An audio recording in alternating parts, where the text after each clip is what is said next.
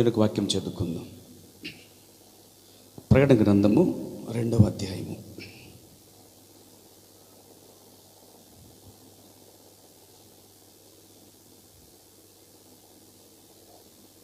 14-15 వచనం చదువుకుందాం.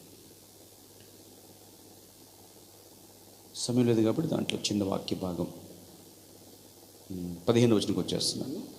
అటువలనే నికోలితుల బోధన అనుసరించి వారును నీలో ఉన్నారు. అలాగే మత్తయి సువార్త 13వ అధ్యాయము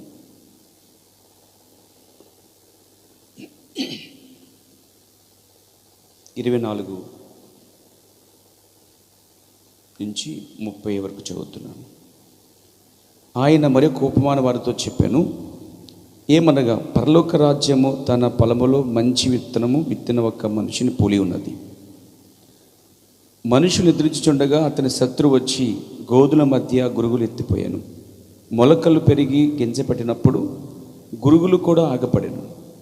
అప్పుడు ఇంటి యజమానుని దాసులు అతని వద్దకు వచ్చి, అయ్యా, నీవు నీ పొలములో మంచి విత్తనం విత్తితివి కదా, అందులో గురుగులు ఎక్కడి నుండి వచ్చితివని అడిగిరి. ఇది శత్రువు చేసిన పని అని అతడు వారితో చెప్పగా, ఆ దాసులు, మేము వెళ్ళి వాటిని పిరికి కూర్చుటానికి ఇష్టమా అని అతన్ని అడిగాడు. అందుకు అతడు, వద్దు, గురుగులను పెరుగుచుండగా వాటితో కూడా ఒకవేళ గోధుమలను పెళ్ళగింతురు. కోతకాలం వరకు రెండింటిని కలిసి ఎదగనీయుడి. కోతకాలమందు గురుగులను ముందుగా కూర్చి వాటిని కాల్చివేటకు కట్టెలు కట్టి గోధుమలను నా కొట్టులో చేర్చి పెట్టుడని కోతగంటతో చెప్పుదున. నేను ప్రార్థన చేద్దాం. ప్రేమ నమ్మగలిగిన ప్రియ పరమ తండ్రి, మీరు చదవబడిన ఈ వాక్యానికి ఆశీర్వదించండి. ఈ వాక్యం అంతా మీది ప్రభువా. మేమందరం ఈ వాక్యాన్ని నమ్ముచున్నాం. ఈ వాక్య ప్రకారంగా మలచుకోవాలని ప్రయత్నం చేస్తున్నాం, పరిగెడుతున్నాం. ఈ విషయంలో మీరు మమ్మల్ని జ్ఞాపం చేసుకోండి దేవ. ఈ యొక్క రాత్రి కాలంలో ఇంతవరకు తోడుగునందుకు స్తోత్రములు. నికోలితుల బోధ గురించిన ఒక్కొక్క అంశాన్ని మేము ధ్యానించుకోవడానికి మీరు మాకెంతో సమయం ఇచ్చినందుకు స్తోత్రాలు. అలాగే ప్రభు, ఈ సమయంలో దాన్ని సమీపిస్తుండగా మీ అభిషేకాన్ని మాకు అనుగ్రహించండి, మాతో మాట్లాడండి. అలాగే లైవ్లో చూస్తున్న వారిని కూడా దీవించండి, కూర్చున్న వారిని అందరినీ కూడా దీవించండి. పరిచయం చేసిన వారిని ప్రతి ఒక్కరిని కూడా యేసుక్రీస్తు నామములో సంపూర్ణమైన ఆశీర్వాదము దయచేయండి. నన్ను బలపరచండి, అభిషేకించండి. యేసుక్రీస్తు నామములో ప్రార్థించుచున్నాను, ఆమేన్. దయచేసి కూర్చోండి. ప్రభువైన యేసుక్రీస్తు నామములో వందనాలు తెలియజేస్తున్నాను. అలాగే లైవ్లో చూస్తున్నాను మన సహోదరులకు కూడా, ఇతరులకు కూడా యేసుక్రీస్తు నామములో నా యొక్క వందనాలు తెలియజేస్తున్నాను. ఇక్కడ మరి మనం తిన్నగా సబ్జెక్టుకి వెళ్దాం. మరి మనము నికోలితుల బోధ గురించి కొన్ని వారాలుగా చెప్పుకుంటున్నాం. మనం నికోలితులు అంటే వాళ్ళు సంఘంలోకి ప్రవేశించి, ఎలాంటి సంఘం అంటే వాక్యాన్ని,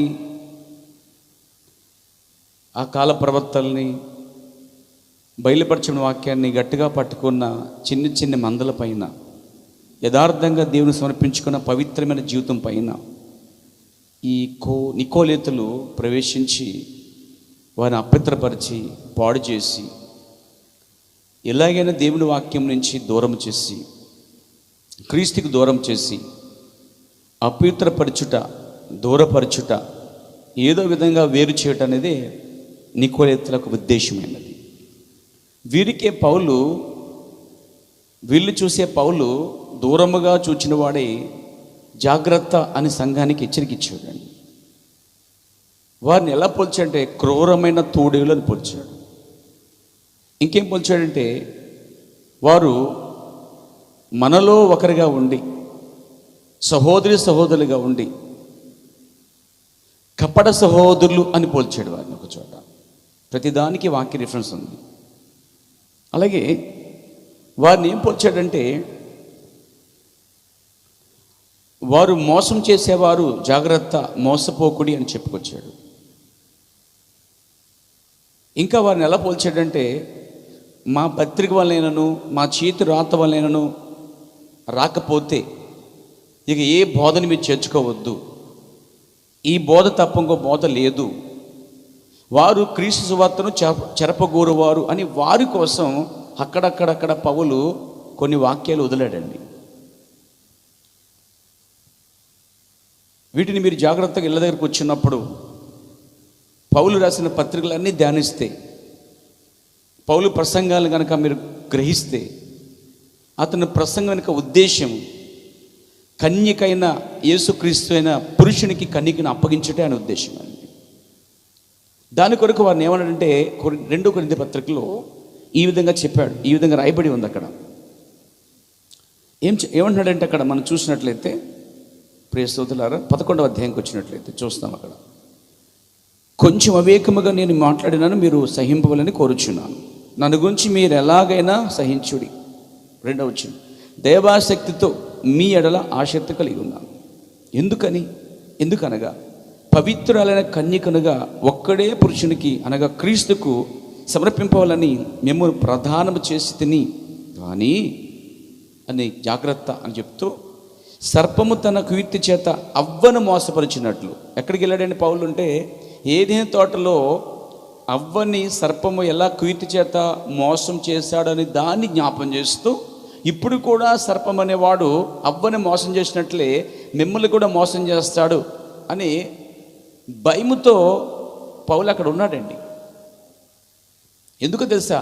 అతను కష్టపడి సంఘాన్ని కట్టాడు, కన్నీరు కార్చాడు, దెబ్బలు తిన్నాడు, అవమానపరచబడ్డాడు, నిందలు పొందాడు. ఏ నామం కొరకైతే వ్యతిరేకంగా నిలబడ్డాడు అదే నామం కొరకు చనిపోవడానికి సిద్ధపడిన వ్యక్తి. అపోస్తలుడైన పౌలు మరి క్రీస్తుని పోలినవాడు, వరాలు కలిగినవాడు, పాటలు పాడగలడు, జ్ఞానం గలవాడు, చదువుకున్నవాడు, మరి అతడు ధర్మశాస్త్రం తిరిగినవాడు. అదంతా మనం ఒకరోజు చూసాం కూడా. కాబట్టి ఇక్కడ అతను ఏమన్నాడు చూడండి, 3వ వచనం గమనించండి. సర్పము తన కీర్తి చేత అవ్వను మోసం చేసినట్లు గతించిన దాన్ని చెప్తున్నాడు. హిస్టరీ. ఒకప్పుడు ఏదేని తోటలో మోసం జరిగింది, ఎవరో మోసపోయారు. అది ఎవరంటే అవ్వ అనగా స్త్రీ అనగా సంఘానికి గుర్తై ఉంది. అవ్వని మోసగించిన సర్పము ఆ రోజు నికోలైతులు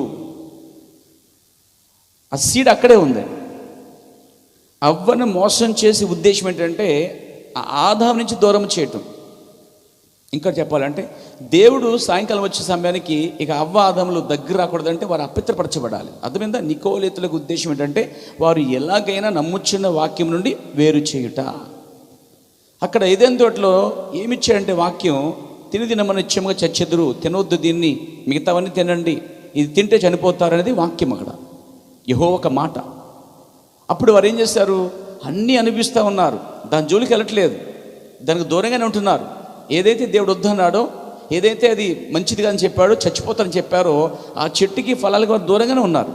కానీ దగ్గరగా చేర్చినవాడు, దగ్గరగా పిలిచినవాడు ఒక మోసగాడు అక్కడ ఒక సర్పములోనికి ప్రవేశించి కుయుతుతో అవ్వని అక్కడ ఏం చేశాడంటే మోసపరిచాడు. అప్పుడు ఏం జరిగింది? వారు దిగంబరులు అయ్యారు. ఏం జరిగింది? వస్త్రం పోగొట్టుకున్నారు. అంటే ఏంటో తెలుసు, ఆ రోజు వస్త్రం, ఈరోజు పరిశుద్ధాత్మ, ఈరోజు పరిశుద్ధాత్మ అభిషేకం, పరిశుద్ధాత్మక వర్తమానం.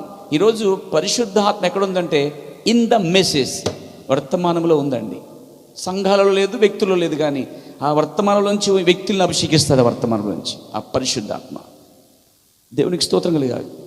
సర్పము తన కీర్తి చేత అవ్వను మోసపరిచినట్లు మీ మనసులను చెరపబడి, అంటే మీ మనసులను కూడా చెరిపేస్తుంది. అది అప్పుడే కాదు, ఇప్పుడు కూడా చెరిపేస్తుంది. క్రీస్తు ఎడలున్న సరళత్వం నుండి, పవిత్రత నుండి ఎట్లయినను తొలగిపోవునేమో అని భయపడుచున్నాను. భయపడ్డా? పౌలే భయపడిపోయాడండి. ఎందుకు భయపడాడు తెలుసా? అతని యొక్క భయం ఏంటంటే తన కష్టం అంతా, తన సేవ అంతా అంటాడు కదా, మీరే నా కిరీటం అంటున్నాడు, మీరే నా బలం అంటున్నాడు, మీరే నా అతిశయం అంటున్నాడు, మీరు వ్యవసాయమై ఉన్నారంటాడు, మీరు మందై అంటున్నాడు, మీరు మంచి పొలమై ఉన్నారంటున్నాడు, మీరు మంచి గోధుమలై ఉన్నారంటున్నాడు, మీరు మంచి విశ్వాసులు, అవిశ్వాసం వేరైన వారు అంటున్నాడు. ఇలా చెప్పుకొస్తున్న ఆ యొక్క ఏర్పరచబడిన క్రీస్తు కొరకు ఏర్పరచబడిన ఒక ప్రధానం చేయబడిన కన్యక అనగా వేరే సిద్ధాంతములు, ఆచారములు ఏమీ లేకుండా కేవలం వాక్యాన్ని నమ్ముతూ ముందుకెళ్తున్న వారు ఆత్మ సంబంధంగా కన్యకలు, కన్యత్వం కలిగిన వారు. వాక్యము కాకుండా ప్రవక్త వర్తమానం కాకుండా ఏది కలుపబడినా ఏది చేర్చుకున్నా అపవిత్రపరచబడినట్లే. వర్తమానము తప్ప, బైబిల్ తప్ప వేరేది ఏదైనా నీ హృదయంలో పడింది అంటే భేదమైన విత్తనం, అక్కడ నువ్వు అపవిత్రపరచబడ్డావు అని అర్థం.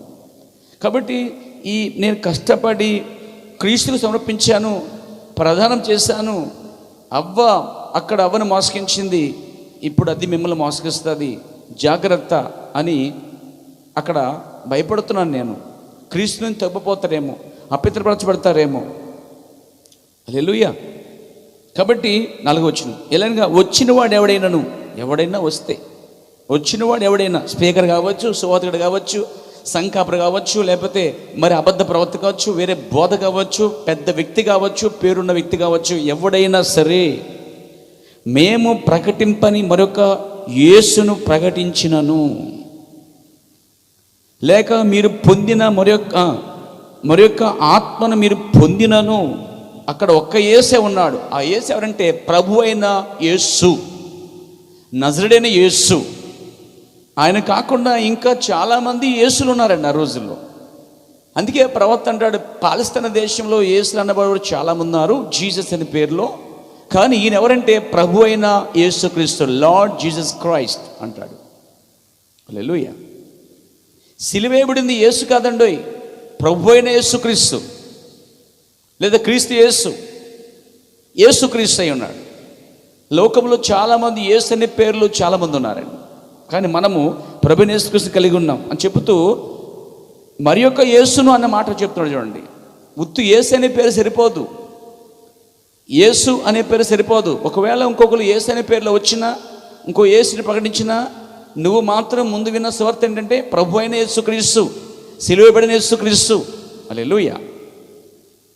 వారు వచ్చి యేసునే ప్రకటిస్తారు, కానీ 2 రకాల యేసులు ఉన్నారు. మామూలుగా పేరు కలిగిన యేసులు ఉన్నారు.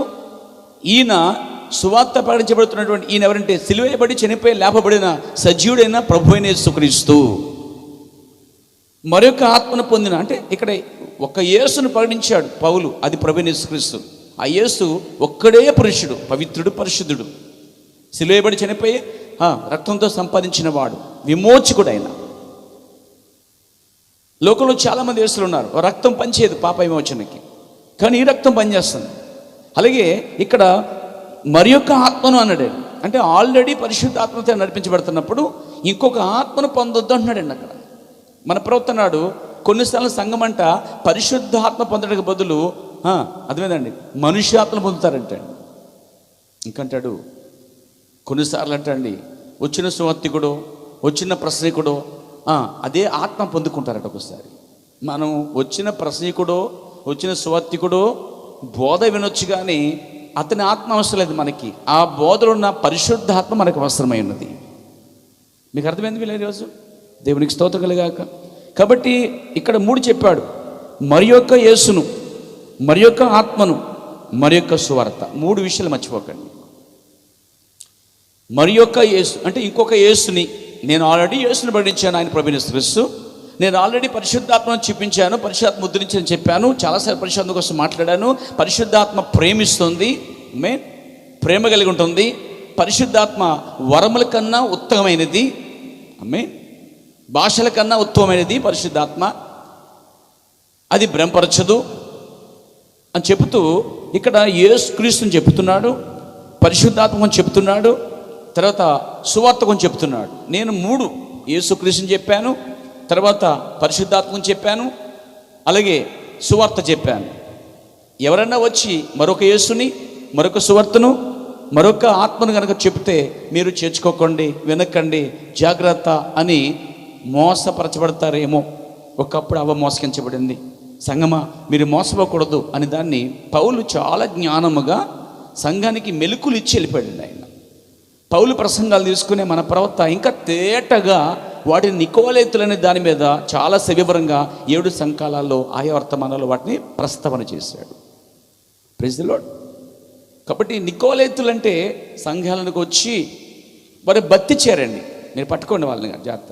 వారు బత్తి చేరు, బడాయి చేస్తారు, బత్తి చేరు, పెత్తనం చేస్తారు, బత్తి చేరు, అధికారం చెలేస్తారు, పరిచయం చేయరు, బత్తి చేయరు, సువార్త చెప్పరు, ఆత్మ తీసుకురారు, కానీ వారి సంఘాలు మాత్రం పెద్ద ప్రధాన స్థానం కోరుకుంటారు. పీఠాలు కావాలి, సింహాసనం కావాలి, పేరు కావాలి లేదా మరి ఏమీ లేని వాటి కోసం ఆశపడుతూ ఉంటారు. కానీ ఒక పక్క వారికి అర్హతలు ఉండవు, అయినా వారి కొరకు పరిగెడుతూ ఉంటారు. మరి వారు లోక సంబంధంగా ఉంటారు. నేను నికోలైతుల గురించిన కొన్ని సూచనలు చెప్తున్నానండి. వారు సంఘాల్లోనే ఉంటారు, కానీ వారి ద్వారా సంఘానికి ఏ విధంగా ఉపయోగపడదండి. సంఘానికి నాశనమే తప్ప, విభజించడమే తప్ప వారి పని, చెరపటమే తప్ప సంఘాన్ని కాయరండి. వాళ్ళు సంఘాన్ని కాయరు కదా, సంఘాన్ని కనికరించరు, సంఘాన్ని ఈడ్చుకుపోతారు విశ్వాసాన్ని అని కూడా పౌలు చెప్తున్నాడు. కాబట్టి ఇక్కడ మీరు గమనిస్తే పౌలు సంఘాన్ని కట్టాడు, దానికి ఒక కాపరిచ్చాడు, దానికి ఒక వర్తమానం ఇచ్చాడు, క్రమం ఇచ్చాడు. అక్కడక్కడ ఉన్న ప్రభురత్వాన్ని తీసుకొచ్చి సంఘములో క్రమముగా చేర్చాడు, పెద్దలను చేర్చాడు, అభిషేకుల్ని ఉంచాడు, ఇలాగా వరములన్నీ పద్ధతిగా క్రమంగా ఉండాలని చెప్పి అంతా టోటల్గా క్రమం అంతా చర్చ్ ఆర్డర్ని పౌలు గారు సంఘానికి తెలియజేశాడు. వాటన్నిటినీ పాడు చేయటమే ఈ నికోలితుల ఉద్దేశం. వారు ప్రేమించలేరండి. పరిశీలన చూడండి, ప్రేమించలేకపోయారు, క్షమించలేకపోయారు. నికోలితులు కూడా అంతే. ఇక నికోలితులు బతిచేరని చెప్పాను కదా. ఇంకోటి మర్చిపోకండి, నికోలితులే సంఘాలలో ప్రధాన స్థానముగా ఉండి భక్తి చేయక, కాపరికి సపోర్ట్ చేయక, సంఘాన్ని కాయక వారు తోడే వెళ్ళే చీల్చివేస్తూ ఉంటారు. ఇంకా కొన్ని సూచనలు ఇస్తాను. ఈ నికోలితులు రాజకీయ బుద్ధి కలిగి ఉంటారండి. రాజకీయ మైండ్, పొలిటీషియన్ మైండ్ అన్నమాట. లోకమంతా వారికి సమాచారం తెలుస్తుంది. లోకంలో గొప్పవారిగా ఉంటారు, పేరుగంచిన ఉంటారు. రాజకీయ మనసుతోనూ బుద్ధితో ఉండి వారు వాటిని సంఘాలకు వృద్ధాలను తీసుకొస్తారన్నమాట. కానీ సంఘం ఈ లోక మర్యాదను అనుసరించకూడదు. సంఘం అల్లరితో కూడిన ఆటపాటలతో సంబంధం లేకుండా. కానీ నికోలితులు అన్నిట్లో తీసుకువెళ్ళి పవిత్రమైన కన్యకను అపవిత్రపరచుటయే నికోలితుల ఉద్దేశము. మరి ఒక విశ్వాసి, ఒక పాపి వాక్యంతో పట్టబడతాడు, పవిత్రపరచబడతాడు, పరిశుద్ధులు అవుతాడు. క్రీస్తు ద్వారా వారు నీతిమంతులుగా తీర్చబడి సహవాసంలో సాగుతారు. అప్పుడు వాడు వచ్చి ఏం చేస్తాడంటే, చూడండి, అవ్వను తయారు చేశాడు దేవుడు, ఆదాముని ఇచ్చాడు నడిపించిన నాయకుడిని. తర్వాత ఆ దేవుడు వచ్చేవాడు, మంచి సహవాసం ఉండేది. వీటన్నిటిని పగలగొట్టడానికి లూసిఫర్ వచ్చి ఆ బంధాన్ని తెంపేసిందండి. ఇక ఏదేం తోటలో వారికి స్థానం లేదండి, బయటికి పోయారండి. అలాగే సంఘాల్లో కూడా వారు లోపలికి వచ్చి కొంతకాలముని మనతో సహవాసం చేసి వంకరమాలు చెప్పి సంఘాన్ని తిరుగుబాటు చేయించి విరోధంగా మాట్లాడి తప్పించటం, వేరు చేయటం, విభజించటం, వారిని పరిపాలించడమే నికోలితుల అసలైన ఉద్దేశం అండి. దేవునికి స్తోత్రం కలుగాక. దీన్నే మన ప్రవక్త భేదమైన విత్తనము అనే ప్రసంగం చేశాడు, సర్ప సంతానము అని ప్రసంగం చేశాడు. నికోలితులు అనే దానికోసం మాట్లాడాడు. దీన్నే నికోలితులు ఇంకో భాషలో చెప్పాలంటే కారు ద్రాక్ష వల్లిని కూడా పోల్చాడు. ఎన్ని పర్యాయ పదాలు. నాతో ఉన్నారా? దేవునికి స్తోత్రం కలుగాక. ఈ నికోలితులు అసలు ఉద్దేశం ఏంటంటే, చూడండి, సాతాను అవ్వని మోసగించడం ఉద్దేశం ఏంటంటే వారు క్రీస్తుతో దేవునితో సహవాసం లేకుండా తెంపటమే, వేరు చేయటమే. ఆ పని వాడు చేశాడు. యెహోవా నుంచి వారు వేరు చేయబడ్డారు. ముళ్ళ కంచెల ద్వారా, శ్రమల ద్వారా, మరి వ్యాధుల ద్వారా వారు లోకంలోనికి వెళ్ళిపోయారు. ఇప్పుడు కూడా దేవునితో చక్కగా ఉన్న సహవాసాన్ని ఎప్పుడు ప్రార్థన చేస్తూ ఉంటావు, ఆరాధిస్తూ ఉంటావు, స్తుతిస్తూ ఉంటావు, సహవాసం కలిగి ఉంటావు, బైబిల్ చదువుతూ ఉంటావు, వర్తమానం చదువుతూ ఉంటావు, తేపింటూ ఉంటావు, సంఘానికి వస్తూ ఉంటావు, లార్డ్ సపర్ తీసుకుంటూ ఉంటావు, సంఘ కాపరికి సంఘానికి ఎంతో ఉపయోగపడతా ఉంటావు. అయితే ఇలా సాగుతున్నప్పుడు వాడు కన్నులు నీ మీద ఉంటాయి. ఏదైనా తోటలో అవ్వ ఉండటం, ఆదాం కలిసి ఉండటం, ప్రార్థనలు ఉండటం, సహవాసం ఉండటం, ఆయనతో సహవాసం కలిగి ఉండటం వీడు సహించలేకపోయాడండి. వీడు కుయుక్తి గలవాడే. ఆ బంధాన్ని తెంపడమే ఏదైనా తోటలో మొదలుపెట్టాడు. అది సంఘకాలం అంతట్లో ఉంది, మన కాలంలో కూడా ఉంది. ఒకటి గుర్తుపెట్టండి, మీరు చల్లారిపోతున్నారా? అది నికోలితులే. మీరు ప్రార్థన చేయట్లేదా? అది నికోలితులే. ఆ పని నికోలితులు చేస్తే పరిశుద్ధాత్మ అయితే బలపరుస్తుంది, పరిశుద్ధాత్మ ప్రోత్సహిస్తుంది, పరిశుద్ధాత్మ ప్రేరేపిస్తుంది, పరిశుద్ధాత్మ క్రీస్తులకు తీసుకొస్తుంది, పరిశుద్ధాత్మ వెలచెలుస్తుంది, కృప నిన్ను నడిపిస్తుంది, కృప నిన్ను తప్పిస్తుంది, కృప నిన్ను కృప ఎద్దకే తీసుకొస్తుంది. కానీ వాడు కృప నుంచి దూరం చేస్తాడు, వాడు పవిత్ర నుంచి దూరం చేస్తాడు, ప్రేమ నుంచి దూరం చేస్తాడు. ఇంకా నికోలేతులు ద్వేషిస్తారండి, ప్రేమించలేరు. చేదైన వేరు కలిగి ఉంటారు అన్నమాట. మీకు తెలుసా, చేదైన వేరు యాకోబుని ద్వేషించిన యాసవులో ఉందండి. మీకు చూస్తే అక్కడ పౌలు దాన్ని కూడా పోల్చాడు. జరిగిపోయిన దాని నుంచి పౌలు చెప్తున్న మాట మీకు జ్ఞాపం చేస్తాను. హెబ్రీ రాసిన పత్రిక 12వ అధ్యాయము 15 నుంచి, మీలో ఎవడైనను దేవుని కృపను పొందకుండా తెప్పపోనేమో అనియు, చేదైన వేరు ఏదైనా మొలిచి, చేదైన వేరు ఒక విశ్వాసంలో మొలిచింది అంటే అది పరిశుద్ధాత్మ కాదు, అది నికోలైతులు.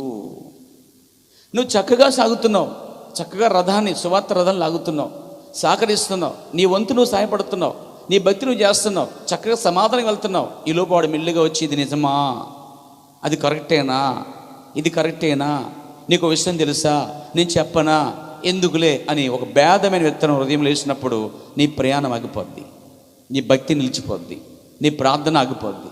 ఇక నువ్వు మెల్లిమెల్లిగా ఇందువరకు ఉన్న దాని స్థితిలోంచి ఆ ఆత్మీయ శిఖరం ఎవరెస్ట్ నుంచి కింద పడిపోవటం ప్రారంభిస్తావు. ఇది ఎవరు చేస్తున్న పని అంటే నికోలైతులు. వైరస్ ఎలా కనబడట్లేదు ఈరోజు కంటికి సోదరులారా, వైరస్ కన్నా భయంకరమైన, కోవిడ్-19 కన్నా భయంకరమైనదే ఈ నికోలైతులండి. చేపకి నీరు వలె ఉండి ఒక్కసారి ఉప్పులో లేచి సంఘాన్ని ముక్కలు చేసేదే ఈ నికోలైతులండి. దేవునికి స్తోత్రం కలిగాక. నేనెన్నడూ ఏ సంఘాన్ని ముక్కలు చేయలేదండి, నేనెన్నడూ ఏ విశ్వాసాన్ని ఆశించలేదండి.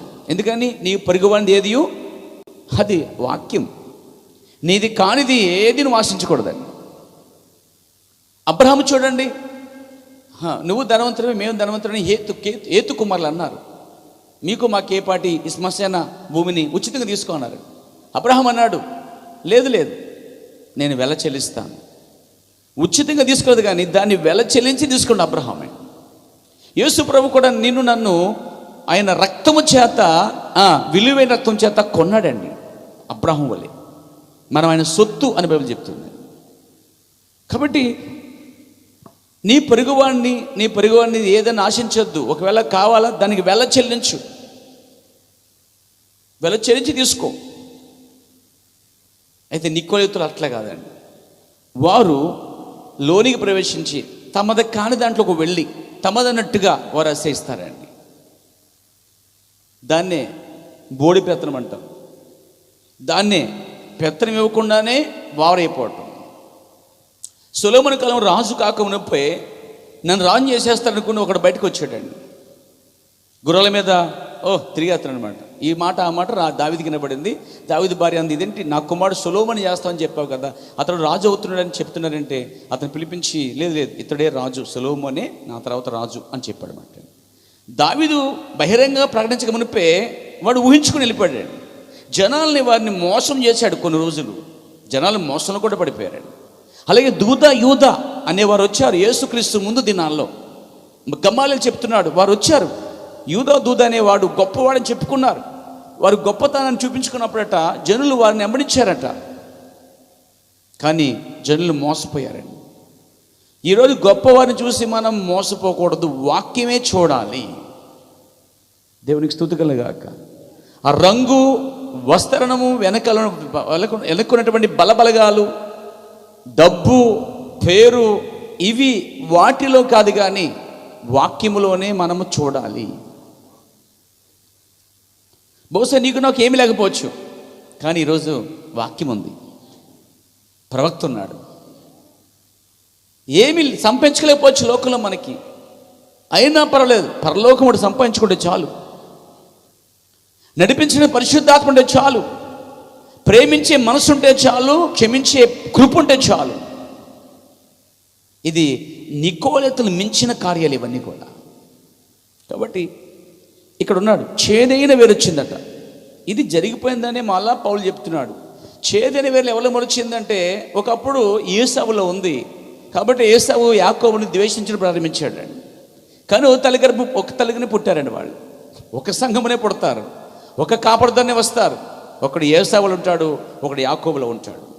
ఒక గర్భం నుంచే వస్తారు, ఒకడు మరి నీతిమంతుని హేబేలులో ఉంటారు, మరొకడేమో చంపేటువంటి స్వభావం కలిగినటువంటి కయీను వంటి వారు ఉంటారు. ఒకే గర్భంలో నుంచి వచ్చేవారు. ఒకే సంఘ కాపరి కంటాడు వారిద్దరిని, ఒకే సంఘం కంటుంది వారిద్దరిని. ఒకే సంఘములో వారు ఆహారం తింటారు. వాడలో కాకి పారు ఆహారం తిన్నట్టుగా, మరి పొలములో కాకి ఆహారం తిన్నట్టుగా ఉంటారు వీళ్ళు. చాలా తేటగా నాకు అర్థమవుతుంది దీంట్లో.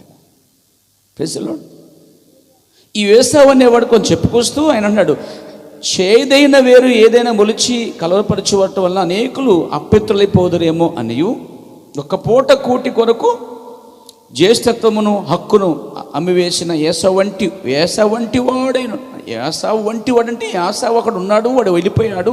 దానికి కారణం చెబుతూ మరలా ఒక ఏసావు వంటి వారుగా పోకూడదు అని చెబుతూ ఏమంటారు, ఏసావు వంటి వాడు భ్రష్టుడైనను వ్యభిచారైనను ఉండునేమో అని జాగ్రత్తగా చూచుకునుడి. మళ్ళీ జాగ్రత్త చెప్తున్నాడండి ఇక్కడ పౌలు. ఎక్కడెక్కడ చెప్తున్నాడు, ప్రతి చోట సంఘానికి జాగ్రత్త, బి కేర్ఫుల్ అని చెప్తున్నాడు అక్కడ కార్యాలు. మీరు గుడ్డిగా నమ్మొద్దు.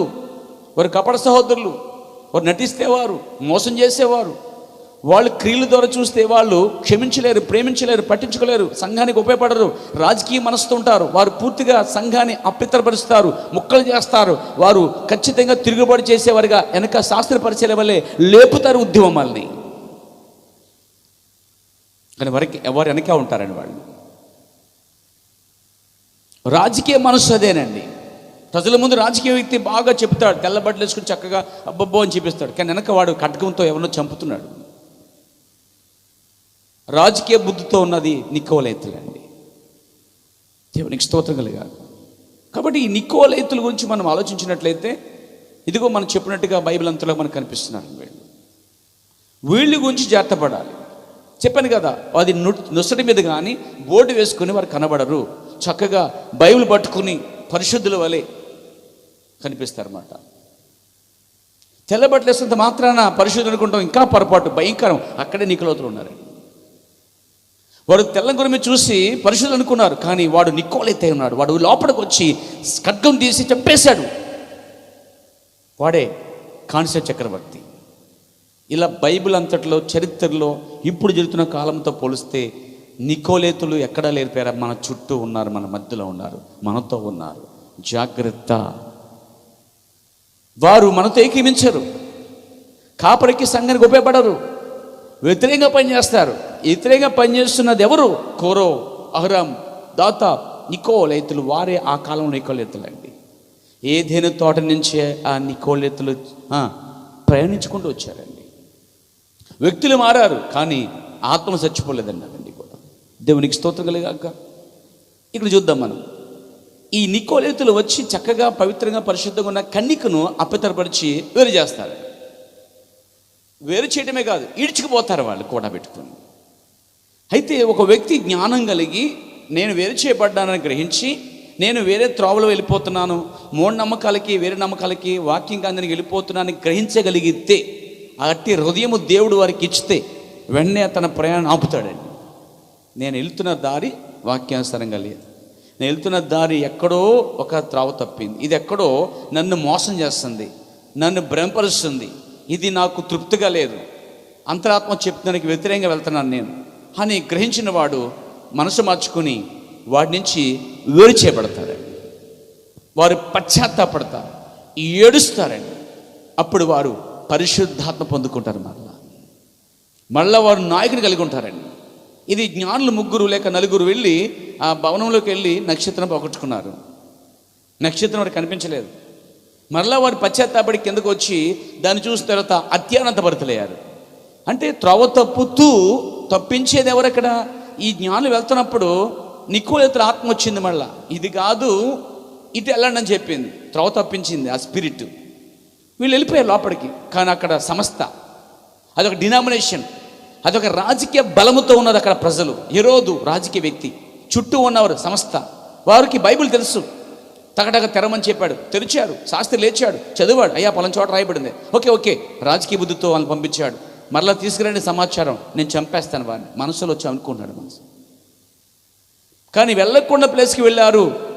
దేవుని జ్ఞానులు పిల్లలు. ఈరోజు విశ్వాసులు కూడా వెళ్ళకున్న ప్లేస్కి వెళ్ళి కొంతకాలం ప్రవర్తన వర్తమానానికి దూరమయ్యి తప్పుపోయి జ్ఞానుల వల్లే మళ్ళా బయటకు వచ్చి మళ్ళా కనుగొంటానికి కూడా కొద్దిమందికి అవకాశం, అందరికీ ఉండదు. చెప్పే మాట మీకు అర్థమవుతున్నాయండి? అసలు లైవ్లో చూస్తున్న వాళ్ళు మీకు అర్థమవుతున్నాయా? ఇది కనుక మీరు వింటే నికోదేతుల గురించి చెప్పినవాడు ఈ కాలంలో ప్రవక్త ఒక్కడేనండి. ఇంకెవ్వడు చెప్పలేదు, ఎవడు చెప్పినా నేను ఒప్పుకోనండి ఆ కార్యం. ఎందుకంటే వాక్యం ప్రవర్తనకు వస్తుంది. నేను అంతగా నమ్ముతున్నాను. ప్రవర్తన నమ్మినట్టుగా నేను ఏ వ్యక్తిని అంతగా నమ్మట్లేదండి. ఏ వ్యక్తిని నమ్మట్లేదు. Praise the lord. దేవునికి మహిమ కలుగాక. అలా నన్ను అర్థం చేసుకున్నారు ఉంటే కనుక వాడిని మాత్రం నమ్ముతాను నేను. దేవునికి స్తుతి కలుగాక. ఈ వ్యక్తి పలానా చోట వాక్యముతో ఉన్నాడని బయలుపాటు, నాకున్నట్టు బయలుపాటు నీకుంటేనే మనం కలిసి నడుస్తామండి.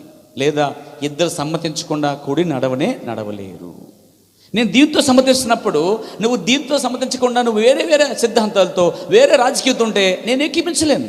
ఏవి నువ్వు కూడా అంతే. అలాగా నూనెని నీళ్ళను మనం కలపలేమండి.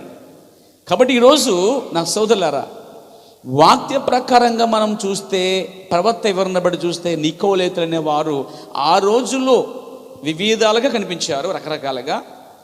ఏ రకమైన వారు దేవుడి నుంచి వేరు చేశారు, పవిత్రత నుంచి వేరు చేశారు. పౌలుకి అదే భయం పట్టుకుని, అంటే ఒకవేళ మీరు అలా వేరే అవుతారేమో జాగ్రత్త, కొంచెం నన్ను సహించండి, నా మాటలు మీరు పట్టుకోండి జాగ్రత్త, కొంచెం అవివేకంగా మాట్లాడుతున్నాను అనుకోవద్దు, మాట్లాడుతున్నాను సహించండి దయచేసి నా మాటలని ఖండితంగా వారికి చెప్పడం, వారికి నేర్పటం. పౌలు ఖండించడమే కాదు, సబ్జెక్ట్ చెప్పేవాడు కూడా.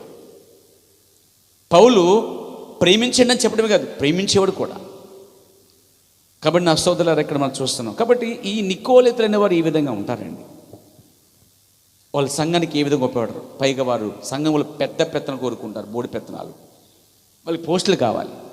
అవి లేకపోతే వారు గొడవ పెట్టైనా ఏదైనా చేసైనా చీల్చైనా వెళ్ళిపోతారన్నమాట. అది ఎక్కడ దొరికిందో అక్కడ ఆగుతారండి వారు. దాహం వారికి, రాజకీయ దాహం, పెత్తన దాహం, సంఘాల మీద పెత్తనం చేయాలనే దాహం ఉంటుంది అన్నమాట వారికి. అదే దేవుని పిల్లలకైతే పారిపోతారు తప్ప, పెత్తనం నుంచి దూరంగా వెళ్ళిపోతారు తప్ప. అలా దూరంగా వెళ్ళిపోతూ నా గుద్దన్న వారిని దేవుడు పట్టుకుని మరి వారికి అధికారం ఇచ్చినట్టుగా మనం బైబిల్లో ఆధారాలు చూస్తాం. అంటే ఇవ్వకుండా తీసుకునేది నికోదేతు, అడగకుండా మారియాలండి. దేవునికి స్తుతి కలుగాక.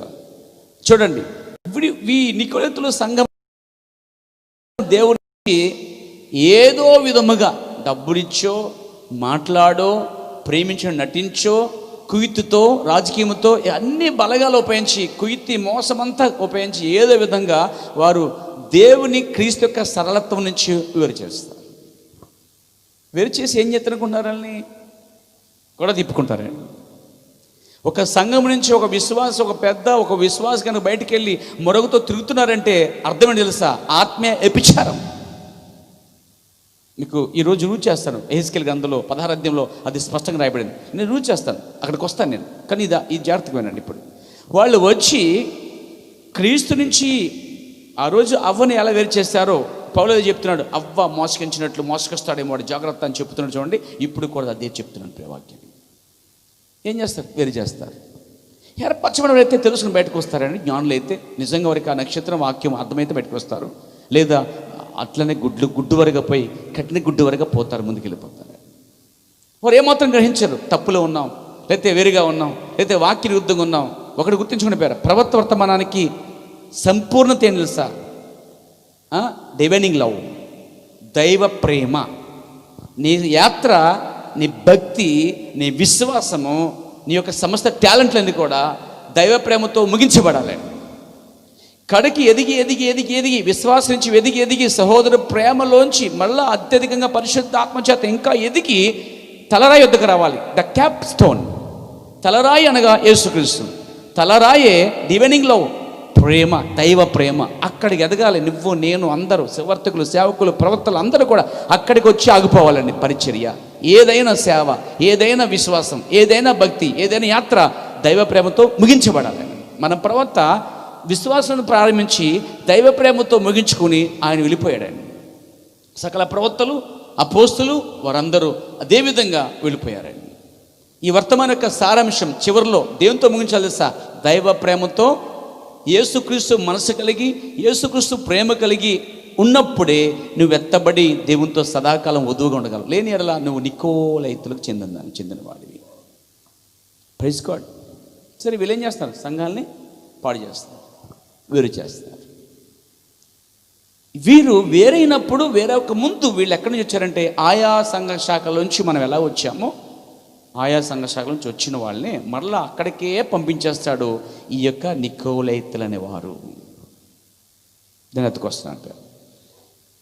ఆమె అనగా చూడండి, మీకు విషయం చెప్తాను.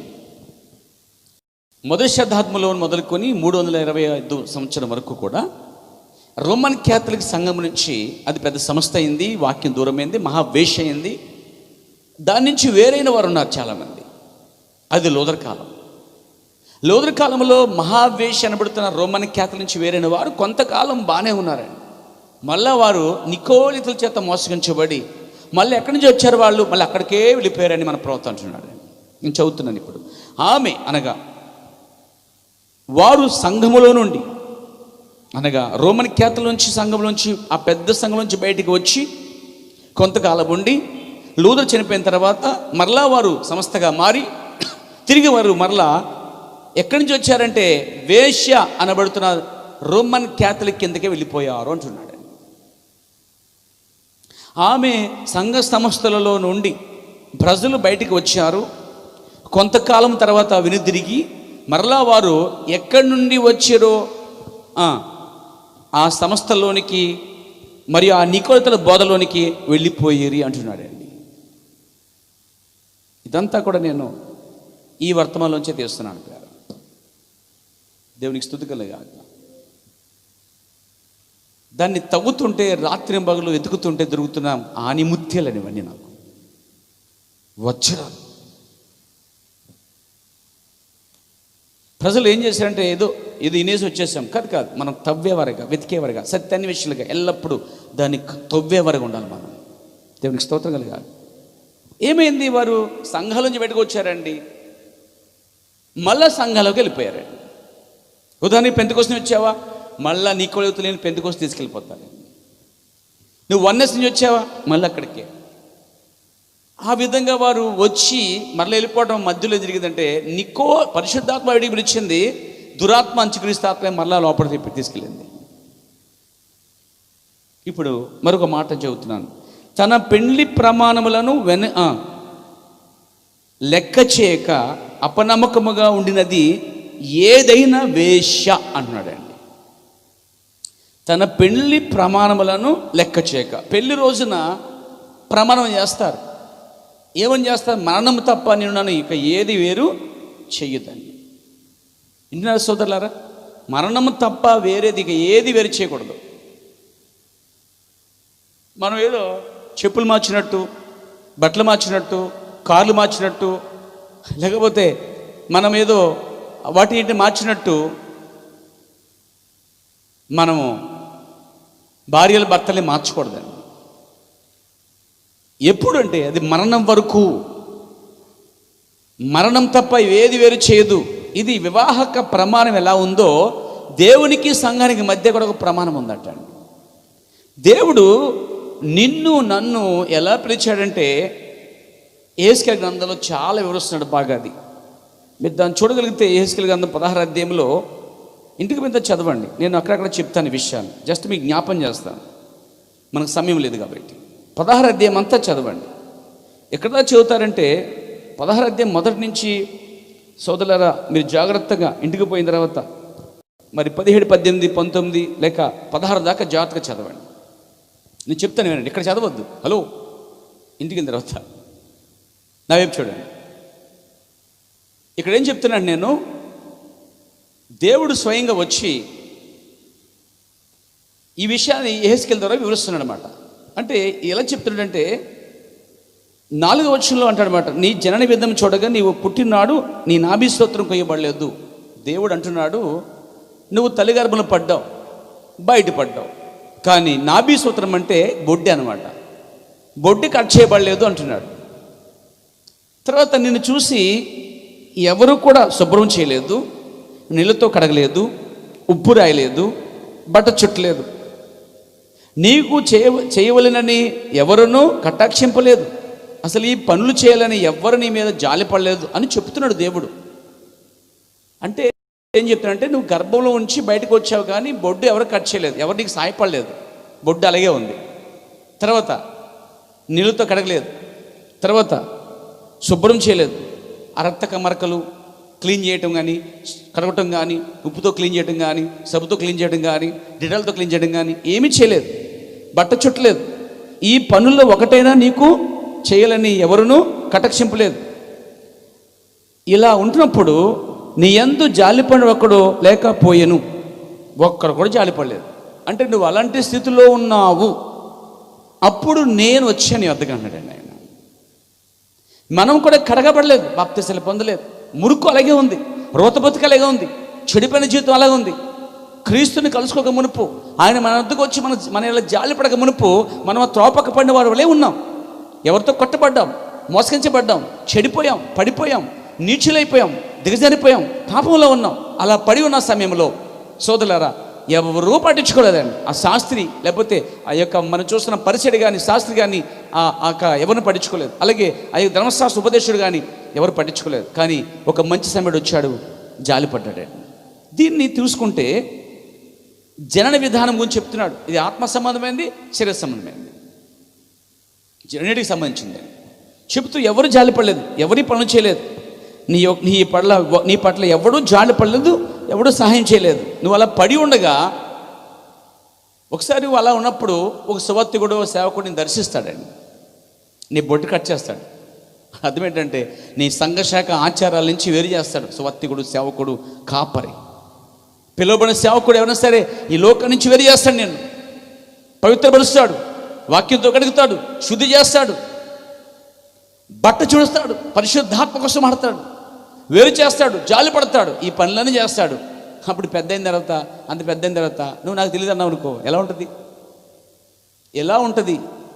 ఈరోజు ఒక సంఘ కాపురత రక్షింపని విశ్వాసాలు కూడా అలాగే ఉండి కొంత పెద్దదైన తర్వాత వారు చెడిపోతున్నారండి. కారణం ఏంటంటే నికోలేతుల బోధల వలన చెడిపోతున్నారండి. ఇక్కడ అదే చెప్తున్నాడు. దేవుని యొక్క బాధ ఎక్కడ ఉందండి ఆయనకి. ఆయన సంఘాన్ని, ఇశ్రాయేల్ని పోల్చి మాట్లాడుతున్నాడండి. సరే ఇలా ఉన్నాం, ఎవరు జాలిపడలేదు. 7వ వచనం, నేల నాటబడిన చిగురు వృద్ధిగున్నట్లు నేను నిన్ను వృద్ధిలో తీసుకొచ్చాను. పెద్దదనవైతివి, ఆభరణ పురుషురాలివి, దిగంబరవై వస్త్రమహీనుడిగా ఉన్న నీకు వస్త్రములు ఏర్పడ్డాయి, స్థానాలు ఏర్పడ్డాయి, తలవింటులు ఏర్పడ్డాయి, పెరిగాయి, పెద్దవయ్యాయి. నీకు వస్త్రం ఇచ్చాను దిగంబరిగా ఉన్నప్పుడు. అంటే నేను కడిగాను, శుభ్రం చేశాను, బట్ట చుట్టాను, దిగంబరిగా ఉన్న నీకు బట్ట చుట్టాను, చెడిపోయిన నిన్ను బాగు చేశాను. అంటే ఇది ఎవరు చేస్తున్నారు? ఒక దేవుడు. ఎలా చేస్తున్నాడు? ఒక కాపర్లోంచి, ఒక సేవకులోంచి, నీ దీనస్థితిలోంచి, మురుకులోంచి దేవుడు నిన్ను ఒకరి ద్వారా తీసుకొస్తున్నాడు కార్యాలు. నువ్వు అది మర్చిపోకూడదండి. అది మర్చిపోయేటట్టు చేసేదే నికోలైతులు. నువ్వు ఎలా చెక్కబడ్డావో, ఎలా పిలువబడ్డావో, ఎలా కడగబడ్డావో, ఎలా వాక్యంతో నువ్వు పోషించబడ్డావో, దేవునికి ఎలా దగ్గరయ్యావో, నీకు ఆత్మీయ ఎలా సహకరించారో ఆ దైవ సేవకుల్ని, నీకు సహాయపడిన వాడిని, నేను జన్మించిన వాడిని, నీకు జన్మనిచ్చిన వాడిని నువ్వు మర్చిపోకూడదండి. మీరు నా వాట్సాప్ చూడండి, నాకు వాక్యం ఇచ్చి నాకు బాప్తియం ఇచ్చిన నా పాస్టర్ ఇంకా ఉన్నాడు. నేను ఆదరించి ఓ పాస్టర్ని కలిగి ఉన్నాను. అతను అంగీకరించిన నేను ఎవరి ద్వారా పట్టబడ్డానో, నేను ఎవరి ద్వారా బాప్తిసం పొందానో, ఎవరు నాకు వర్తమానం పరిచయం చేశారో ఆ యొక్క సేవకుడు స్టీఫెన్ శామ్యూల్ సిందే, బొంబాయి.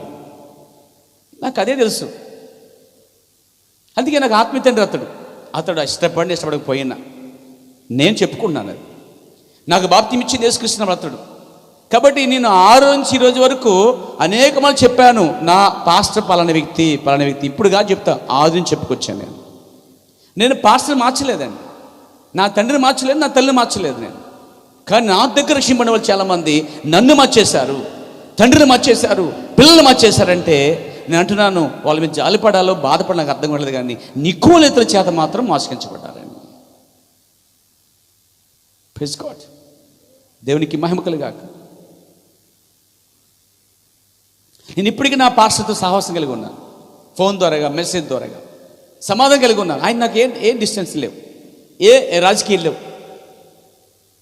నాకు ఒక కృతజ్ఞత ఉంది. అతడు ఒక టైంలో నేను సంఘశాఖలో ఉన్నప్పుడు, నిజంగా నేను సంఘశాఖలో ఉన్నాను. ఇగో నా సహోదరి తెలుసు, అక్కడ క్రిస్మస్ నాటకాలు వేసాను, యూత్ నడిపించాను, భయంకరమైన సంఘంలో ఉన్నాను. అప్పుడు ఒక భయంకర నామకరణ సంఘంలో చెడిపోయిన ఒక వేష కింద నేను ఉన్నాను అనమాట. అయితే దేవుని మహాకృప చేత ఆ భయంకరమైన రాజకీయ సంఘం, కృత్రిమ సంఘం నుంచి ఈ వర్తమానము ద్వారా దేవుడిని బయట పిలుచుకొచ్చాడండి. నేను అక్కడి నుంచే పిల్లబడ్డానండి బయటకు పోయి. ఎక్కడ కాదు, ఆంధ్రాలో కాదు. చాలామంది చెప్పుకొస్తాను, ఆయనకు వర్తమానం చెప్పాను, నాకు బాప్తియం ఇచ్చింది, నాకు వర్తమానం చెప్పింది ఆంధ్రాలో పాస్టర్ కాదు, తెలంగాణ పాస్టర్ కాదు, అతడు బొంబాయి పాస్టర్ అయి ఉన్నాడు పేరు. కొత్తలో బొంబాయి బాధ అన్నారు మళ్ళీ నన్ను. ఇది బొంబాయి బాధ అన్నారు. ఇదే బోధ బొంబాయి బాధ అన్నారు. ఇదే బోధ మార్చేశాడు అన్నారు నన్ను. లేదు, నేను ఆది నుంచి ఒకే ప్రత్యక్ష కలిగి ఉన్నాను, బయలుపాటు కలిగి ఉన్నాను. నేను పాస్టర్లని సేవని మార్చలేదండి. దేవునికి స్తోత్రం కలిగాక. ఇంటున్నారా? వేరు చేయాలని చూసే చాలామంది.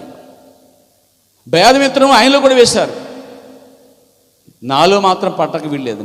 నేను జాగ్రత్త పడ్డాను విషయంలో. నేనేనాడు ఒక గ్రూప్ కలిగి లేదు, ఏనాడు ఒక సంఘ కాపరికి పోయి ఒక దానికి నేను అంకితం అవ్వలేదు, కానీ వాక్యానికి మాత్రమే బందీగా ఉన్నాను.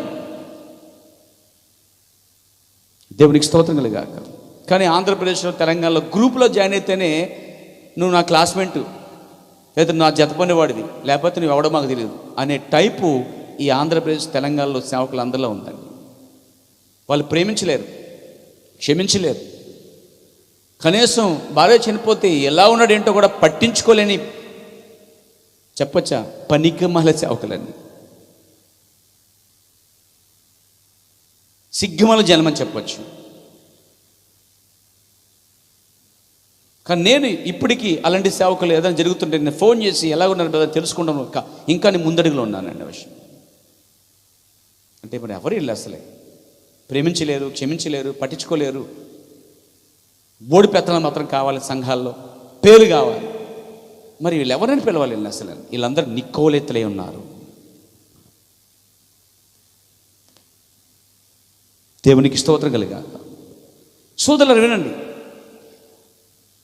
పెళ్లి అప్పుడంట దేవుడంట ఎదిగి పెద్ద అయిపోయిందంట, వస్త్రం ఇచ్చాడు, అన్నీ ఇచ్చాడు. దేవుడు తింటకు భోజనం ఇచ్చాడు, మంచి గోధుమలు ఇచ్చాడు, వస్త్రం ఇచ్చాడు, నూనె ఇచ్చాడు, అన్నీ ఇచ్చాడు. మనం చూస్తామండి 13 చివరి చూస్తే, గోధుమలను తేనెయు నూనెయు ఆహారముగా ఇయ్యగా నీవు మిక్కిలి సౌందర్యవతివై రాణి అంతగా అభివృద్ధి పొందుతీవి.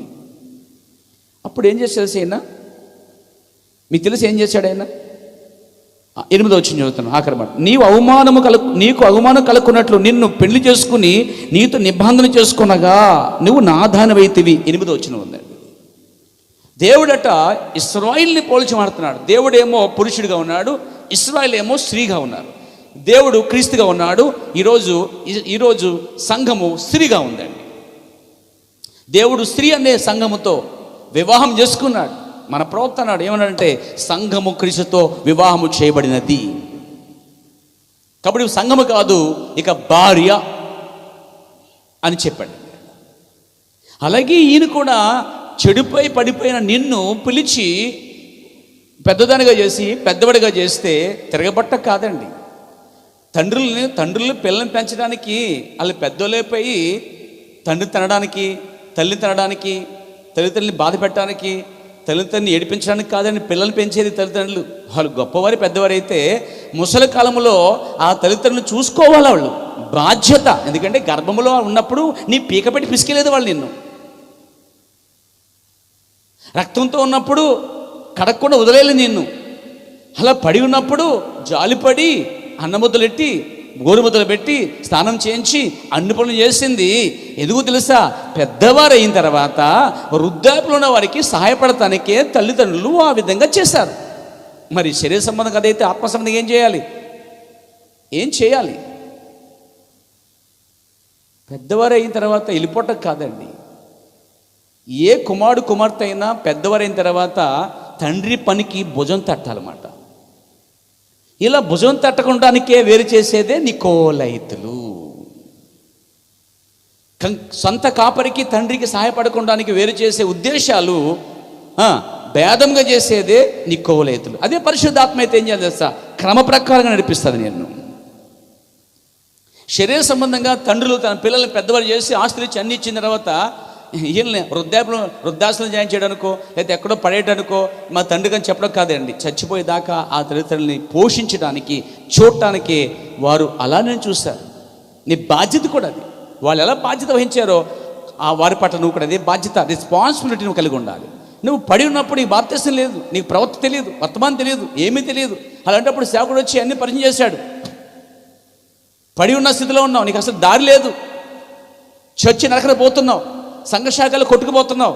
ప్రవక్త లేక సేవకుడు వచ్చి నీ బొడ్డు కట్ చేశాడు, అది తప్పని చెప్పాడు, ఇది కరెక్ట్ అని చెప్పాడు, వాక్యం చూపించాడు, బాప్తిసం ఇచ్చాడు, ఆహారం ఇచ్చాడు, గోధుమలు నూనెను ద్రాక్షరసం ఇచ్చి పెద్దదానిగా పెద్దవాడిగా చేశాడు అతడు. ఆవిడ పెద్దవారైన తర్వాత పిల్లలు ఏం చేయాలి? Tata bye mummy daddy bye అని వెళ్ళిపోతారా? అలా వెళ్ళిపోతాను. మీ అందరూ వెళ్ళిపోయారు అలాగా. నేను ఎంతో నా తల్లి విడిచిపెట్టలేదు, నా తండ్రి విడిచిపెట్టలేదు ఆత్మ సంబంధంగా. మరి ఏం జరుగుతుంది ఇక్కడ? ఈ సంబంధాన్ని ఎవరు పగొడుతున్నారు? ఏ దేహం తోటలో పగొట్టారు. తండ్రి నుంచి పిల్లల్ని వేరు చేసినది ఎవరు సార్? దేవుని పరిశుద్ధాత్మ కాదు, దురాత్మ, అంత్యక్రీస్తు ఆత్మ. అది నికోలైతుల ఆత్మ. దేవుని స్తోత్రం కలిగాక. నాకు సమాధానం చెప్పండి. ఇప్పుడు మీ తండ్రి వ్యవసాయకుడు విడిచిపెట్టేస్తారా? మీరు బాగా చదువుకున్నంత మాత్రాన మాట్లాడేంటండి? లేదా మీ తండ్రి చదువులేనివాడు, నువ్వు బాగా చదువుకున్నావు, విడిచిపెట్టేస్తావా? మీ తండ్రి అటు డ్రైవరు, లారీ డ్రైవర్, లేదా వ్యవసాయకుడు, పేదవాడు, లేదా అడుక్కునేవాడు, లేదా ఏదో వీధిలో ఉండేవాడు, లేదా పొలం పని చేసుకునేవాడు, చెప్పుకోకుండా మానేస్తావా నువ్వు? అదే తండ్రి తాగుబోతూ చెడిపోయినవాడు, వదిలేస్తావా నువ్వు? శరీర సంబంధంగా ఈ అవగాహన లేని నువ్వు ఆత్మ సంబంధంగా నీకు ఎలా వనస్తుంది? అసలు అట్లీస్ట్ శరీర సంబంధ విషయాలు నీకు అర్థం కావలేదంటే పరలోక సంబంధ విషయాలు నీకు ఎలా అర్థమవుతాయి? యేసు చెప్పలేదు అన్నమాట. చూపిస్తాను మీకు. యోహాను సువార్త. దేవునికి స్తోత్రం కలిగాక. 3వ అధ్యాయం 12వ వచనం. భూ సంబంధమైన సంగతులు నేను మీతో చెప్పితే మీరు నమ్మకున్నప్పుడు పరలోక సంబంధమైన మీతో చెప్పిన ఎడల ఎలాగో నమ్ముదురు. అంటే పరలోక సంగతి అర్థం అవ్వాలంటే ముందు నీకు మొదటి పాఠం తెలుసా? శరీర భూ సంబంధమైన పాఠాలు నీకు అర్థం కావాలి. అరే శరీర సంబంధం ఒక తండ్రి ఒక తల్లి నేను పోషించి సంరక్షించి పెద్దవాడు చేసి ఒక గొప్ప ఇంటికో అది చేస్తున్నప్పుడు కృతజ్ఞత కలిగి ఎన్ల వేళల వృద్ధాప్యంలో వారిని పోషించి రెస్పాన్సిబిలిటీ కలిగివలసిన బాధ్యత సంఘం మీద ఉంది.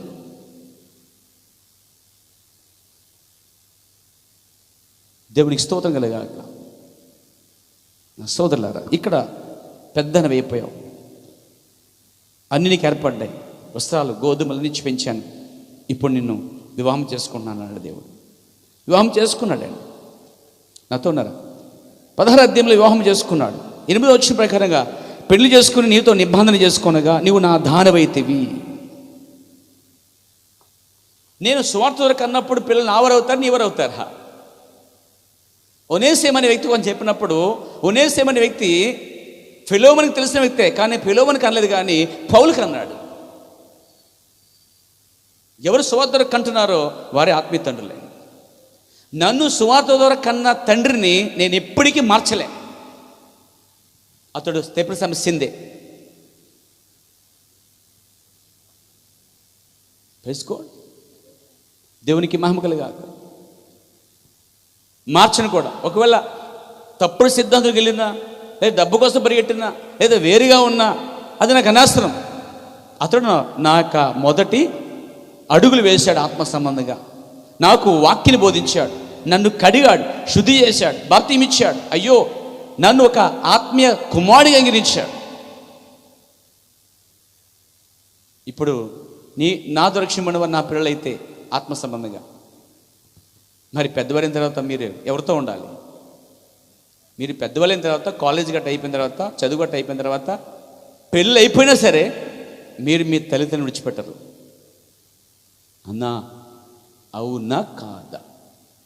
భూ సంబంధ విషయాలు నీకు అర్థం కానప్పుడు పరలోక సంబంధం ఎలా అర్థమవుతాయని చెప్పడంలో ఆశ్చర్యం లేదే. అందుకే పరలోక పరిగెట్టేటప్పుడు ముందు భూ సంబంధమైన కార్యక్రమం చూడండి. నేను ఎప్పుడు కూడా ఒక విషయం చెప్తాను, శరీర సంబంధమైన తల్లిని, శరీర సంబంధ తండ్రిని చూడని వ్యక్తి ఆత్మ సంబంధ తండ్రిని తల్లిని కూడా చూడరు. ఇదే సూచన. దేవునికి స్తోత్రం కలగాక. నాతో ఉన్నారా? తల్లిదండ్రులు మనతో ఏకీవించకపోయినా మనం తల్లిదండ్రులను ప్రేమించాలి, పోషించాలి. కొన్నిసార్లు వారు మనతో ఏకీవించకపోయినా లేదా మనం వారితో ఏకీవించకపోయినా ఇద్దరి మధ్య రెస్పాన్సిబిలిటీ. ఇప్పుడు పిల్లలు చిన్న తప్పు చేశారు, తండ్రి ఏమిటంటే హే బయటికి పో అంటాడనమాట. వాట వరుసగా అంటాడు. బయటికి పో అంటే బ్యాసిడర్గా వెళ్ళిపోతావేనా?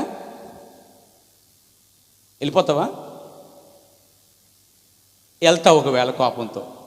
సాయంకాలం ఎక్కడికి రావాలి? మళ్ళా పక్కింట్లో దూరతావేంటి? పక్కింట్లో తనురుని పట్టుకుని నీ ఇంటికి నువ్వు రావాలి.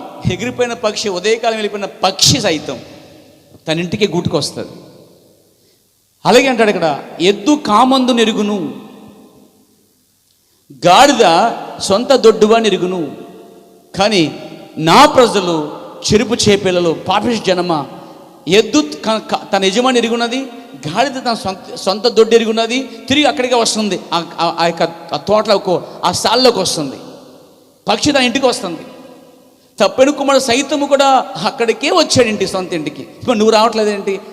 నువ్వు నికోలైతుల చేత బంధించబడ్డావు, మోసగించబడ్డావు. శరీర సంబంధమైన నీ తండ్రి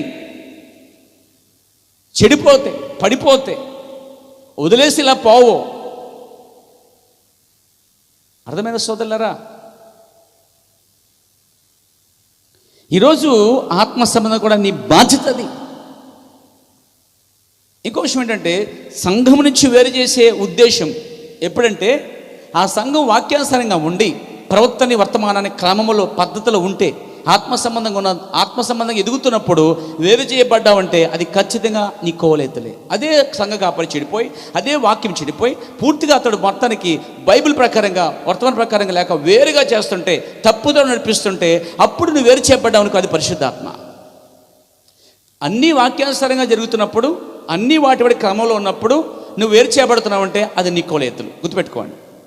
నువ్వు క్రమంగా వెళ్లకుండా వాక్యము బోధ, చెడిపోయిన బోధ, సరిగా బైబిల్లో ప్రవక్త చెప్పిన బోధ, లేకపోతే ఏదో ఒక బోధ గుండా నువ్వు మోసగించి వెళ్తున్నావంటే, బోధను బట్టి పరిశుద్ధాత్మని వేరు చేస్తాడు. ఆ బోధ మంచి బోధ అయితే, నిన్ను కడిగి శుద్ధి చేసి ఎదిగి పెద్దవాడిగా క్రీస్తుకి సమర్పించే బోధ అయితే, దాని నుంచి వేరు చేసేది నీ కోలేతులే. ఇదే మీరు గుర్తుపెట్టుకోండి. మీరు ఆత్మీయంగా వాక్యానుసారంగా ఉన్న వాక్యంతో ఉన్నారంటే వేరు చేయబడుతున్నారా, అది నీ కోలేతులు. దానికి ఏది కారణం కాదు. నువ్వు సంఘం నుంచి వేరేవడానికి ఒకటే కారణం తెలుసా? వాక్యమే. సంఘానికి రావడానికి వాక్యమే, సంఘానికి వెళ్ళిపోవడం కూడా కారణం వాక్యం ఉండాలి. మిగతా ఏ కారణాలకి సంబంధానికి లేదు. దేవునితోనే అది సంబంధం. ఆయన న్యాయాధిపతిగా చూసుకుంటాడు. నువ్వు అక్కడికి వచ్చి దేవుళ్ళలాగా నువ్వు తీర్చేయవద్దు, ప్రతి స్థలంలో దూరిపోవద్దు. దేవునికి స్తోత్రం కలగాలి. ఇక్కడ చేసుకున్నాడు. తర్వాత ఏం జరిగింది తెలుసా అండి? 15 వచ్చింది. అయితే నీ సౌందర్యమును నీవు ఆధారం చేసుకుని నీకు కీర్తి వచ్చినందున. కీర్తి ఎప్పుడు వచ్చింది? పెద్దదానివే పెద్దవాడైన తర్వాత, నలుగురికి పరిచయమైన తర్వాత, 10 మందికి పరిచయమైన తర్వాత, నీ కీర్తి వ్యాపించిన తర్వాత, నిన్ను కన్నవాడిని, నిన్ను పెంచిన తల్లిని తన్నిపోయే రకంలో. ఇక్కడ అదే జరిగింది. నీ సౌందర్యమును నీ ఆధారము చేసుకుని నీ కీర్తి వచ్చినందున నీవు వేశ్యవై దారిపో ప్రతి వానితో బహుగా వ్యభిచరించుచు వచ్చితివి, పిలిచిన వానితో నెల్లా పోతివి. అది ఇక్కడ భార్య. ఇక్కడ ప్రవక్త చెప్పాడు, తన పెండ్లి ప్రమాణమును లెక్క చేయక అపనమ్మకముగా ఉండినది వేశ్య అన్నాడు కదా. ఇప్పుడు ఇది ఎలా ఉంది ఇక్కడ చెప్పండి. మనం చదివిన వాక్య భాగంలో స్థితిలో, దీనస్థితిలో పడి ఉండగా ఆయన వచ్చాడు, బొడ్డు కట్ చేశాడు, ఉప్పు రాశాడు, వస్త్రం పెట్టాడు, గోధుమలు నూనె ఇచ్చాడు, ఆహారం ఇచ్చాడు, వస్త్రం ఇచ్చాడు, పెద్దదయ్యింది, పెళ్లి చేసుకున్నాడు. నిబంధన నా ధనవైతివి. కానీ తర్వాత నువ్వు కొన్ని రోజుల తర్వాత 10 మందికి పరిచయం అయ్యి, అప్పుడేమో అనాదివి, నీకేం తెలియదు, నేను ఎవరు పట్టించుకోలేదు. కానీ పెళ్లి చేసుకున్న తర్వాత అన్ని పరిచయం అయ్యాయి. సంఘానికి వచ్చిన తర్వాత అన్ని పరిచయం అయ్యాయి. నీకు అందరు పరిచయం, నలుగురు పరిచయం అయ్యారు. కీర్తి పెరిగింది. పేరు టాప్కి వెళ్తుంది, పేరు పెద్దడవుతున్నావు. దాన్ని చూసుకుని పిలిచిన ప్రతి వాడితో పోకూడదు. పిలిచిన ప్రతి ప్రసంగానికి, ప్రతి సేవకుడికి, ప్రతి వాక్యానికి, ప్రతి సభకి పోకూడదు. ఇదే చేసింది ఇక్కడ. అలా పోతే దారిపో ప్రతివానితో బహుగా వ్యభిచరించు వచ్చేటివి, పిలిచిన ప్రతివారితో నెల్లపోతివి. అంటే వ్యభిచారి అయిపోతివి, నిబంధనకు నువ్వు కట్టుబడి ఉండలేదు. ఈరోజు సంఘ కాపరికి సంఘానికి మధ్య ఒక నిబంధన ఉండాలి. అసలే విశ్వాసులు వాక్యం తప్ప దేని నుంచి వేరవ్వకుండా ఒక నిబంధన చేసుకోవాలి. దేవునికి స్తోత్రం కలుగాలి. కానీ పెళ్లి ప్రమాణం తప్పిపోయింది ఇక్కడ. ఇది వేష అయిపోయింది. ఒక విశ్వాసి సహవాసంలో ఉండి ఎదుగుతున్నప్పుడు కడదాకుండా వచ్చిన వ్యక్తి తప్పుపోయి వెళ్ళిపోతున్నాడంటే, పిలిచిన ప్రతి దాంతోనూ, పిలిచిన ప్రతి వాడితోనూ, ప్రతి ప్రసంగానికి, ప్రతి కూటలకి చెప్పబెట్టుకుని పోతున్నావు అంటే దాని అర్థం తెలుసా? ఆత్మీయ వ్యభిచారం చేస్తున్నాను. సంఘానికి వచ్చి సంఘంలో ఉండి చెప్పకుండా ఇంకో మీటింగ్ వెళ్ళినా, ఇంకో ప్రసంగం వెళ్ళినా, ఇంకో పాస్టర్ కిందకి వెళ్ళినా నువ్వెవరు తెలుసా? ఆత్మీయ వ్యభిచారి. చెడిపోయిందనివి చెడిపోయేవాడు. నీకు పరలోకం ఎలా వస్తాడు దేవుడు? అసలు ఒక భయంకర తాగిపోతూ వ్యభిచారి మా కళ్ళ ముంచి మారుమూసలాగా చచ్చిపోతే పరలోకం పోతాడు, ప్రాణం చేయగలమా? ఇది కూడా అంతేనండి. దేవునికి స్తోత్రం కలుగాలి.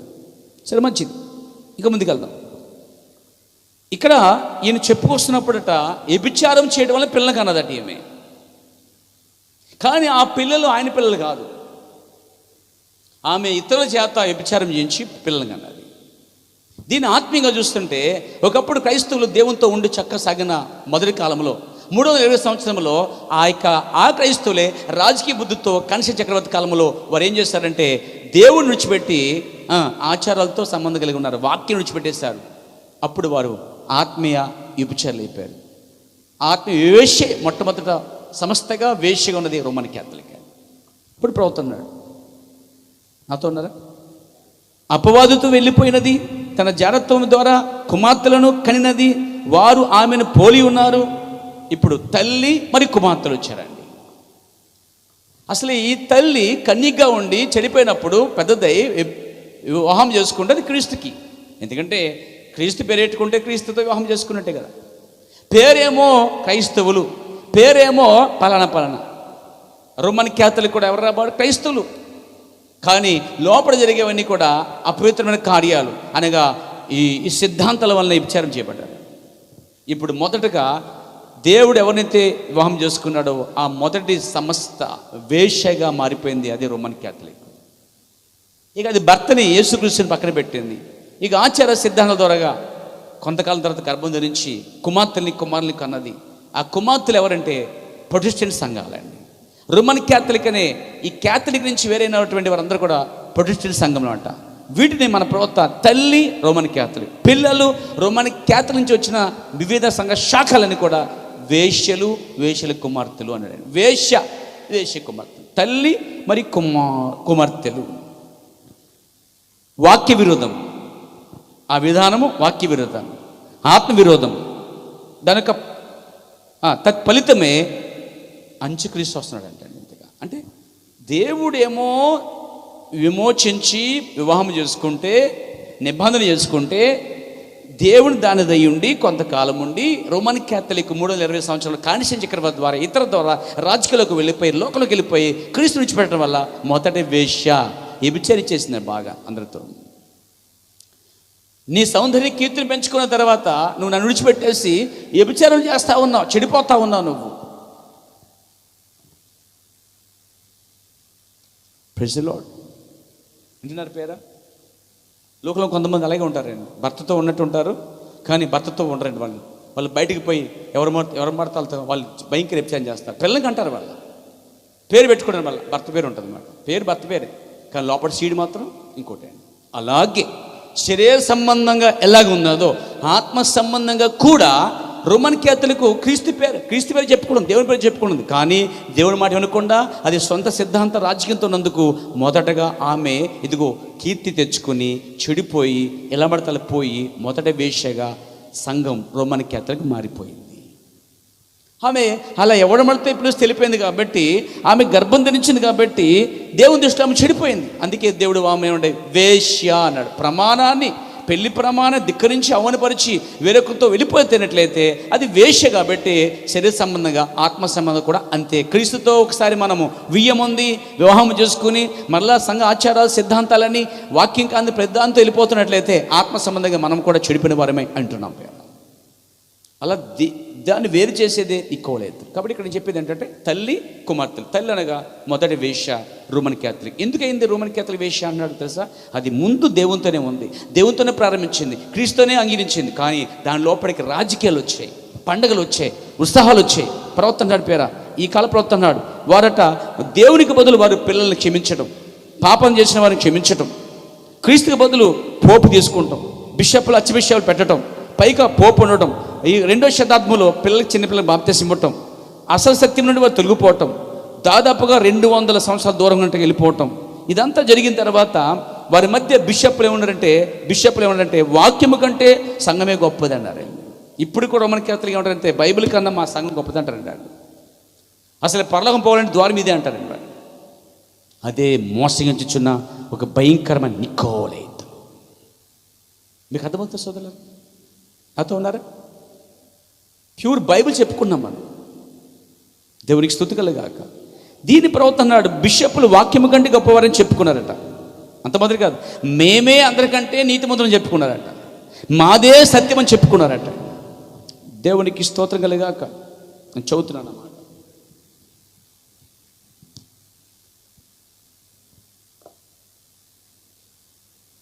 వారు సంస్థగా మారిపోయారు. తర్వాత వారు సంఘశాఖలకు వెళ్ళి మారి అక్కడ ఆత్మీయంగా చనిపోయారు. అవి ఆహారం లేని బీడి బొమ్మలు, దాని గురించి వారికి తెలియదు. ప్రతి గుంపు కూడా అదే తప్పు చేసినది. ఉజ్జీవజాల చల్లారిపోయినప్పుడు సంస్థ వికసించినది. జనులు శాఖ సంబంధులయ్యేది, వారికి కేవలం నామకార్థ క్రైస్తవులయ్యేది.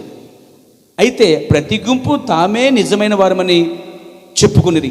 ఒకప్పుడు రోమన్ క్యాథలిక్ వారు అలా చెప్పుకున్నారు. ఇప్పుడును చాలామంది తామే నిజమైన వారమని చెప్పుకున్నారు. రోమన్ క్యాథలిక్ చర్చ్ చెప్పుకున్నట్లు చెప్పుకుంటున్నారు. ఎవరికి వారే తమది సరైనని, మిగిలిన వారు అందరూ తప్పని చెప్పుట మామూలే. ఇవి కుమార్తెలు అన్నాడండి ఆయన. అర్థమైంది మీకు చెప్పింది? అంటే వేశ్య అనే రోమన్ క్యాథలిక్ నుంచి కొన్ని సంఘాలు బయటకు వచ్చాయి. అవి ఎలాగ ఉన్నాయి? ప్రవర్తనాడు వారు ఆమెను పోలి ఉన్నారు అంటున్నాడండి. ఆమెనగా రోమన్ క్యాథలిక్ని రోమన్ క్యాథలిక్ బయటకు వచ్చిన సంఘాలు రోమన్ క్యాథలిక్ పోలి ఉన్నాయి. మొదట ఏం పోలి ఉందంటే సిద్ధాంతాలు, బోధలు, బాప్తిసాలు, కార్యక్రమాలు అన్నీ వేరుగా ఉన్నాయి. అవన్నీ మొత్తం నికోలేతుల మోసాలండి. ఇప్పుడు ప్రవర్తనడు తల్లి కుమార్తెలు. తల్లి వేశ్య, మహావేశ్య. ఆ వేశ్య పుట్టిన వారు వేశ్య యొక్క పిల్లలు. ఈ తల్లిని పిల్లల్ని రెండింటిని కలిపితే గురుగులు. అర్థమైందండి? వీటికి దూరంగా ఉన్నదే నికోలేతులకు దూరంగా ఉన్నవారే వాక్య వధువై ఉన్నారు, దేవుని పిల్లలై ఉన్నారు. వారు గోధుమలై ఉండి కొట్లో చేర్చబడుతున్నారు. ఆరణగిరితో ఈ వేశ్యను పిల్లల్ని దేవుడు కాల్చేయబోతున్నాడు. ఇంతగా ఈ వేశ్య పిల్లల యొక్క తత్ఫలితం ఏంటంటే ప్రవర్తనడు దాని ద్వారా వీళ్ళు చేసిన పని వాక్యానికి విరుద్ధంగా చేశారు, ఆత్మకి విరుద్ధంగా చేశారు. తత్ఫలితం ఏంటంటే ఈ సంఘశాఖలు, వేశ్యలు మరియు రోమన్ క్యాథలిక్ అనే మహావేశ్య రెండు ఏం చేశాయంటే అంచుక్రీస్తుకు జన్మనిచ్చాయంట. అది ప్రాబ్లం. ఇప్పుడు ఎవరికి కానాలి? క్రీస్తుని కానాలి. లోపల క్రీస్తులేడు కదా, భేదమిత్రం ఉంది కాబట్టి వారు ఏం కన్నారు? అంచుక్రీస్తుని కన్నారండి. ఈరోజు యేసుక్రీస్తుని కనవలసిన సంఘం నికోలేతులకు అంటున్నారు ఈరోజు. కారణం ఏంటంటే లోపల నికోలేతులు బెజం పడింది కాబట్టి. దేవునికి స్తుతి కలుగాక. ముగించే ముందు మాట విందాం. ఇప్పుడు ఆ రోజులు అటండి ఈ నికోలేతుల బోధను, సిద్ధాంతాన్ని చాలామంది ఎదిరించారు, కానీ రాజీపడిపోయారు ఎక్కువ మంది అంట. అయితే దేవునికి స్తోత్రం కలిగారు. నికోలేతుల బోధలను, సిద్ధాంతమును వారు చంపలేకపోయారు. ఈ నికోలేతుల బోధలను ఆదిని చంపపోవటం వలన ఈ నికోలేతుల సిద్ధాంతాలు ఏం చేశాయంటే అవి ప్రజల్లోకి వచ్చి, ఆ నికోలేతుల సిద్ధాంతాలు ప్రజల్లోనికి వచ్చి వారిని సమస్తలుగా మార్చేశారంట, భ్రష్టులుగా మార్చేశారు. చెప్పండి, ఆత్మ సంబంధి వ్యభిచారులుగా, వేశ్యలుగా మార్చేసినదే నికోలేతులు. ఇక రోమన్ క్యాథలిక్ ఒకప్పుడు జరిగిన చరిత్ర అయితే ఇప్పుడు మన సంఘ కాలంలో, మన కాలంలో జరుగుతున్నది ఆత్మ సంబంధంగా సంఘాలు చెడిపోవడానికి కారణం ఏంటంటే నికోలేతుల బోధలండి. విశ్వాసి కూడా చక్కగా బతిచేసే వ్యక్తిని, చక్కగా దేవునితో ఉన్న సహవాసం కలిగిన వ్యక్తిని పాడు చేయటమండి, వంకర మాట చెప్పి ఈడ్చిపోవటమే నికోలేతులండి. అంటే ఒక సంఘం బాగుందిరా అంటే, చెప్పాను కదా, ఒక ఊరు ఉందన్నమాట. ఆ ఊరు పేరు వద్దులే, మళ్ళీ లైబ్రరీ చూస్తారు, వింటారు కదా, బాగుంది. మళ్ళీ అక్కడి నుంచి మళ్ళీ నాకు బడి మరి ఎడుతూ ఉంటారు. ఆ ఊర్లో చేపలు బాగా పండి అంటే ముందుకు వెళ్ళిపోతాడంటే ఈ సొప్పనతోడు కుళ్ళు మొఖం పోడు. అంటే పంట బాగుందంటే ఎలకలు పంపించి నాశనం చేస్తారన్నమాట.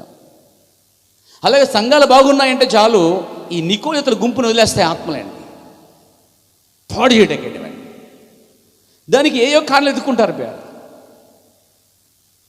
మీకు తెలుసా, దేవుడు తన సంఘ విశ్వాసం ఎలా కాపాడుకోవాలో బాగా తెలుసండి దానికి. దేవుడు తన ఆత్మలను తన పిల్లలను విలుపెట్టుకున్నాడు కాబట్టి విలుపెట్టుకున్న ఈ ఆత్మలను దేవుడు ఏం చేస్తాడంటే సరైన చేతికి దేవుడే అప్పగిస్తాడు, దగ్గర నడిపిస్తాడు. ఆయన ఒక విషయం చెప్తాను మీకు, దేవునికి స్తుతి కలుగాలి. ఈ నికోలితులు వారు నిర్మూలన చేయకపోవడం వల్ల నికోలితులు ఏం చేశాయంటే ఈ నికోలితులని వారు ఆ బోధలు వారిని చంపేస్తాయి, సంస్థలుగా మార్చేస్తాయి. ఇప్పుడు తాడి చెట్టు మీద మర్రి విత్తనం పడింది అనుకోండి, మర్రి విత్తనం తాడి చెట్టు అదేం చేద్దాం అని అనుకోండి. చిన్న మొక్క అది నేను అంటున్నా అది అంత అని అనుకోండి. నాలుగు ఎలా తర్వాత నాలుగు కూడా చుట్టేద్దండి, అది పీక చుట్టేస్తుంది మొత్తానికి. కొన్ని రోజుల తర్వాత తాడి చెట్టు కనబడకుండా అది కనబడుతుందండి.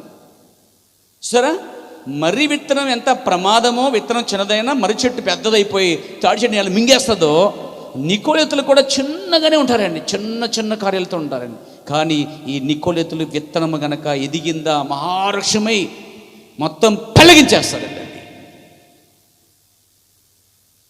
నాతో ఉన్నారా? దేవునికి స్తోత్రం కలగాలి. నిర్మూలపరచలేపారట. ఏం చేస్తుంది, ఆ విత్తనం తీసేసుకుని తాడి చెట్టు బతికి బాగుండేది, ఉంచుకుంది కాబట్టి మునిగిపోయిందండి. అలాగే నికోలితుల బోధలు ఏ సంఘాలు ఉంటున్నాయో కార్యక్రమాలు, ఆ సంఘాలని అవి మింగేస్తాయండి. అని కొండలా మింగేస్తాయి, కొండ చిల్ల ముంగేస్తాయి అన్నమాట. ప్రమాదకరం. అందుకే వారంట నిర్మూలపరచలేకపోయారట. అయితే వాక్యముతో నిలబడిన వారు మాత్రమే వారికి వ్యతిరేకంగా నిలబడట, పోరాడట వాళ్ళు. దేవునికి స్తోత్రం కలుగాక. ఈ నికోలితులు వారిని ఏం చేస్తారంటే ఈడ్చుకుపోవడం వల్ల ప్రవర్తనాడు వీళ్ళు నామకాద క్రైస్తులుగా మారిపోతారంట. భక్తి చేరిక, గొప్పలు తప్ప లోపల ఏమాత్రం శక్తి ఉండదండి. దెబ్బలు తప్ప గొప్ప చెప్పుకుంటారన్నమాట, మాది ఇది అని చెప్పుకుంటారన్నమాట. అర్థమైందండి? వింటున్నారా? ఆ తండ్రుల కాలంలో ముంజులు తిన్నారు, మేము మూతులు నవ్వుతున్నాం అని చెప్తారు చూడండి జనాలు. ఏంటి మూతులు అంటే అది అనమాట, కోసేస్తే మిగిలింది అనమాట. వాళ్ళు తినేసిపోతారు, వీళ్ళు ఎట్టుకెడుతుంటారు. ఇలా కొంతమంది నికోలితులు అనే వారు ప్రవేశిస్తే సంఘం నుంచి వెలి చేయటమే కాదు, వారు నామకార్థలుగా మారిపోతారు. ప్రవక్త అన్నాడు, ఎందుకనగా వారంట ఆహారం లేని బీడి భూములు ఉండిపోతారట. అంటే సరైన వాక్యం ఉండదు, సరైన క్రమం ఉండదు. మీరు చూడండి, నికోలితులకి సరైన క్రమాలు ఉండవండి, పద్ధతులు ఉండవండి, వాక్య క్రమం ఉండదు. ఆరాధన కానీ వాక్యం కానీ ఏది క్రమం ఉండదు, అంతా వంకరగా ఉంటుంది.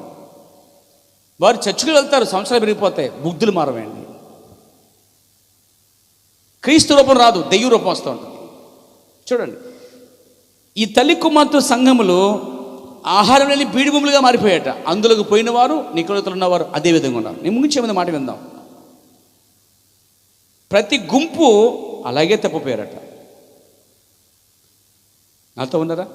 ప్రతి గుంపు తామే నిజమైన వారిని చెప్పుకున్నారట. రోమన్ క్యాథలిక్ నాడు అలా చెప్పుకుంది, మేమే నిజమైన వారమని. అది అయిపోయింది, దాన్ని చెప్పుకున్నాం మనమేమి. అది ఒకప్పుడు మంచిది, ఒకప్పుడు ఎలా చెడిపోయింది, ఇది దేవునికి విరుద్ధంగా ఉంది, అదే సరైనది అనుకున్నారు. కానీ అది మోసకరమైంది, భయంకర విగ్రహార్థమైంది, అది భయంకర నికోలితం అని చెప్పాం. కానీ అసలు నికోలితం ఎక్కడ తెలిస్తే ఇప్పుడు ఈ రోజుల్లో మెసేజ్ అని పేరులోనే మోసకరమైన అంటున్నారు. తల్లి కుమార్తెలు నికోలితులు బోచేత మోసగించబడి నామకార్థంగా మారితే, ఈరోజు వర్తమాన సంఘాల్లో కూడా నికోలితులు ప్రవేశించి నామకార్థంగా పేరుకేమన్నారు తప్ప లోపల క్రీస్తు లేడండి, సరే ప్రేమ లేదు. ఈ నికోలితులు అండి అసలు తగ్గించుకోలేదండి. వీళ్ళు పీక దాకా ఉంటుంది అన్నమాట, వాళ్ళకి అసలు తగ్గించుకోలేదు. టెస్ట్ చేయండి కావాలంటే, మెసేజ్ పేట వచ్చే ఏ వ్యక్తిని టెస్ట్ చేయండి, తగ్గించుకోలేండి వాళ్ళు. చాలా తగ్గించుకోలేదు, అస్సలు తగ్గించుకోలేదు. ఈ నికోలితులు ఇలాంటి వాడని వీళ్ళు, వాళ్ళు తగ్గరు అసలు. నిన్ను మాత్రం తొక్కేస్తారండి, వాళ్ళు దిగరు, నేను దిగదచ్చేస్తారండి వాళ్ళు. వాళ్ళ పేరు పైన నీ పేరు లోతు పాతలు తొక్కేస్తారు నేను వాళ్ళు. నికోలితులు నీ కళ్ళ ముందు నువ్వు పడిపోతే నికోలితులు చేయూత నుంచి పైకి లేపరండి. ఇంకా 4 మాటలు రాళ్ళేసి అక్కడే కొట్టి చంపేస్తారు. నేను పైకి రానివ్వరు, పేరు రానివ్వరు. కానీ వాళ్ళు ఎలాంటి వాళ్ళంటే కృత్రిమలు చెప్పి ఒక యజమాని దగ్గర, రాజు దగ్గర పోడించుకుని ఎలాగైతే ఆరాలు మెడహారాలు పొందుతారో, బహుమతులు పొందుతారో ఆ రకమైన వాళ్ళు నీకోలేతలే. దేవునికి స్తోత్రం కలుగా. నికోలేతుల ఆత్మ ఏంటంటే ఆ స్త్రీ సొలొమోను కాలంలో చంపేయండి, నాశనం చేసేయండి, నాకు కూడా చెందకూడదు, దానికే చెందకూడదు. ఇది నికోలేతుల క్రియలండి. నా ప్రియలో ముగించేది మాట విందాం. దేవునికి స్తోత్రం కలుగాక.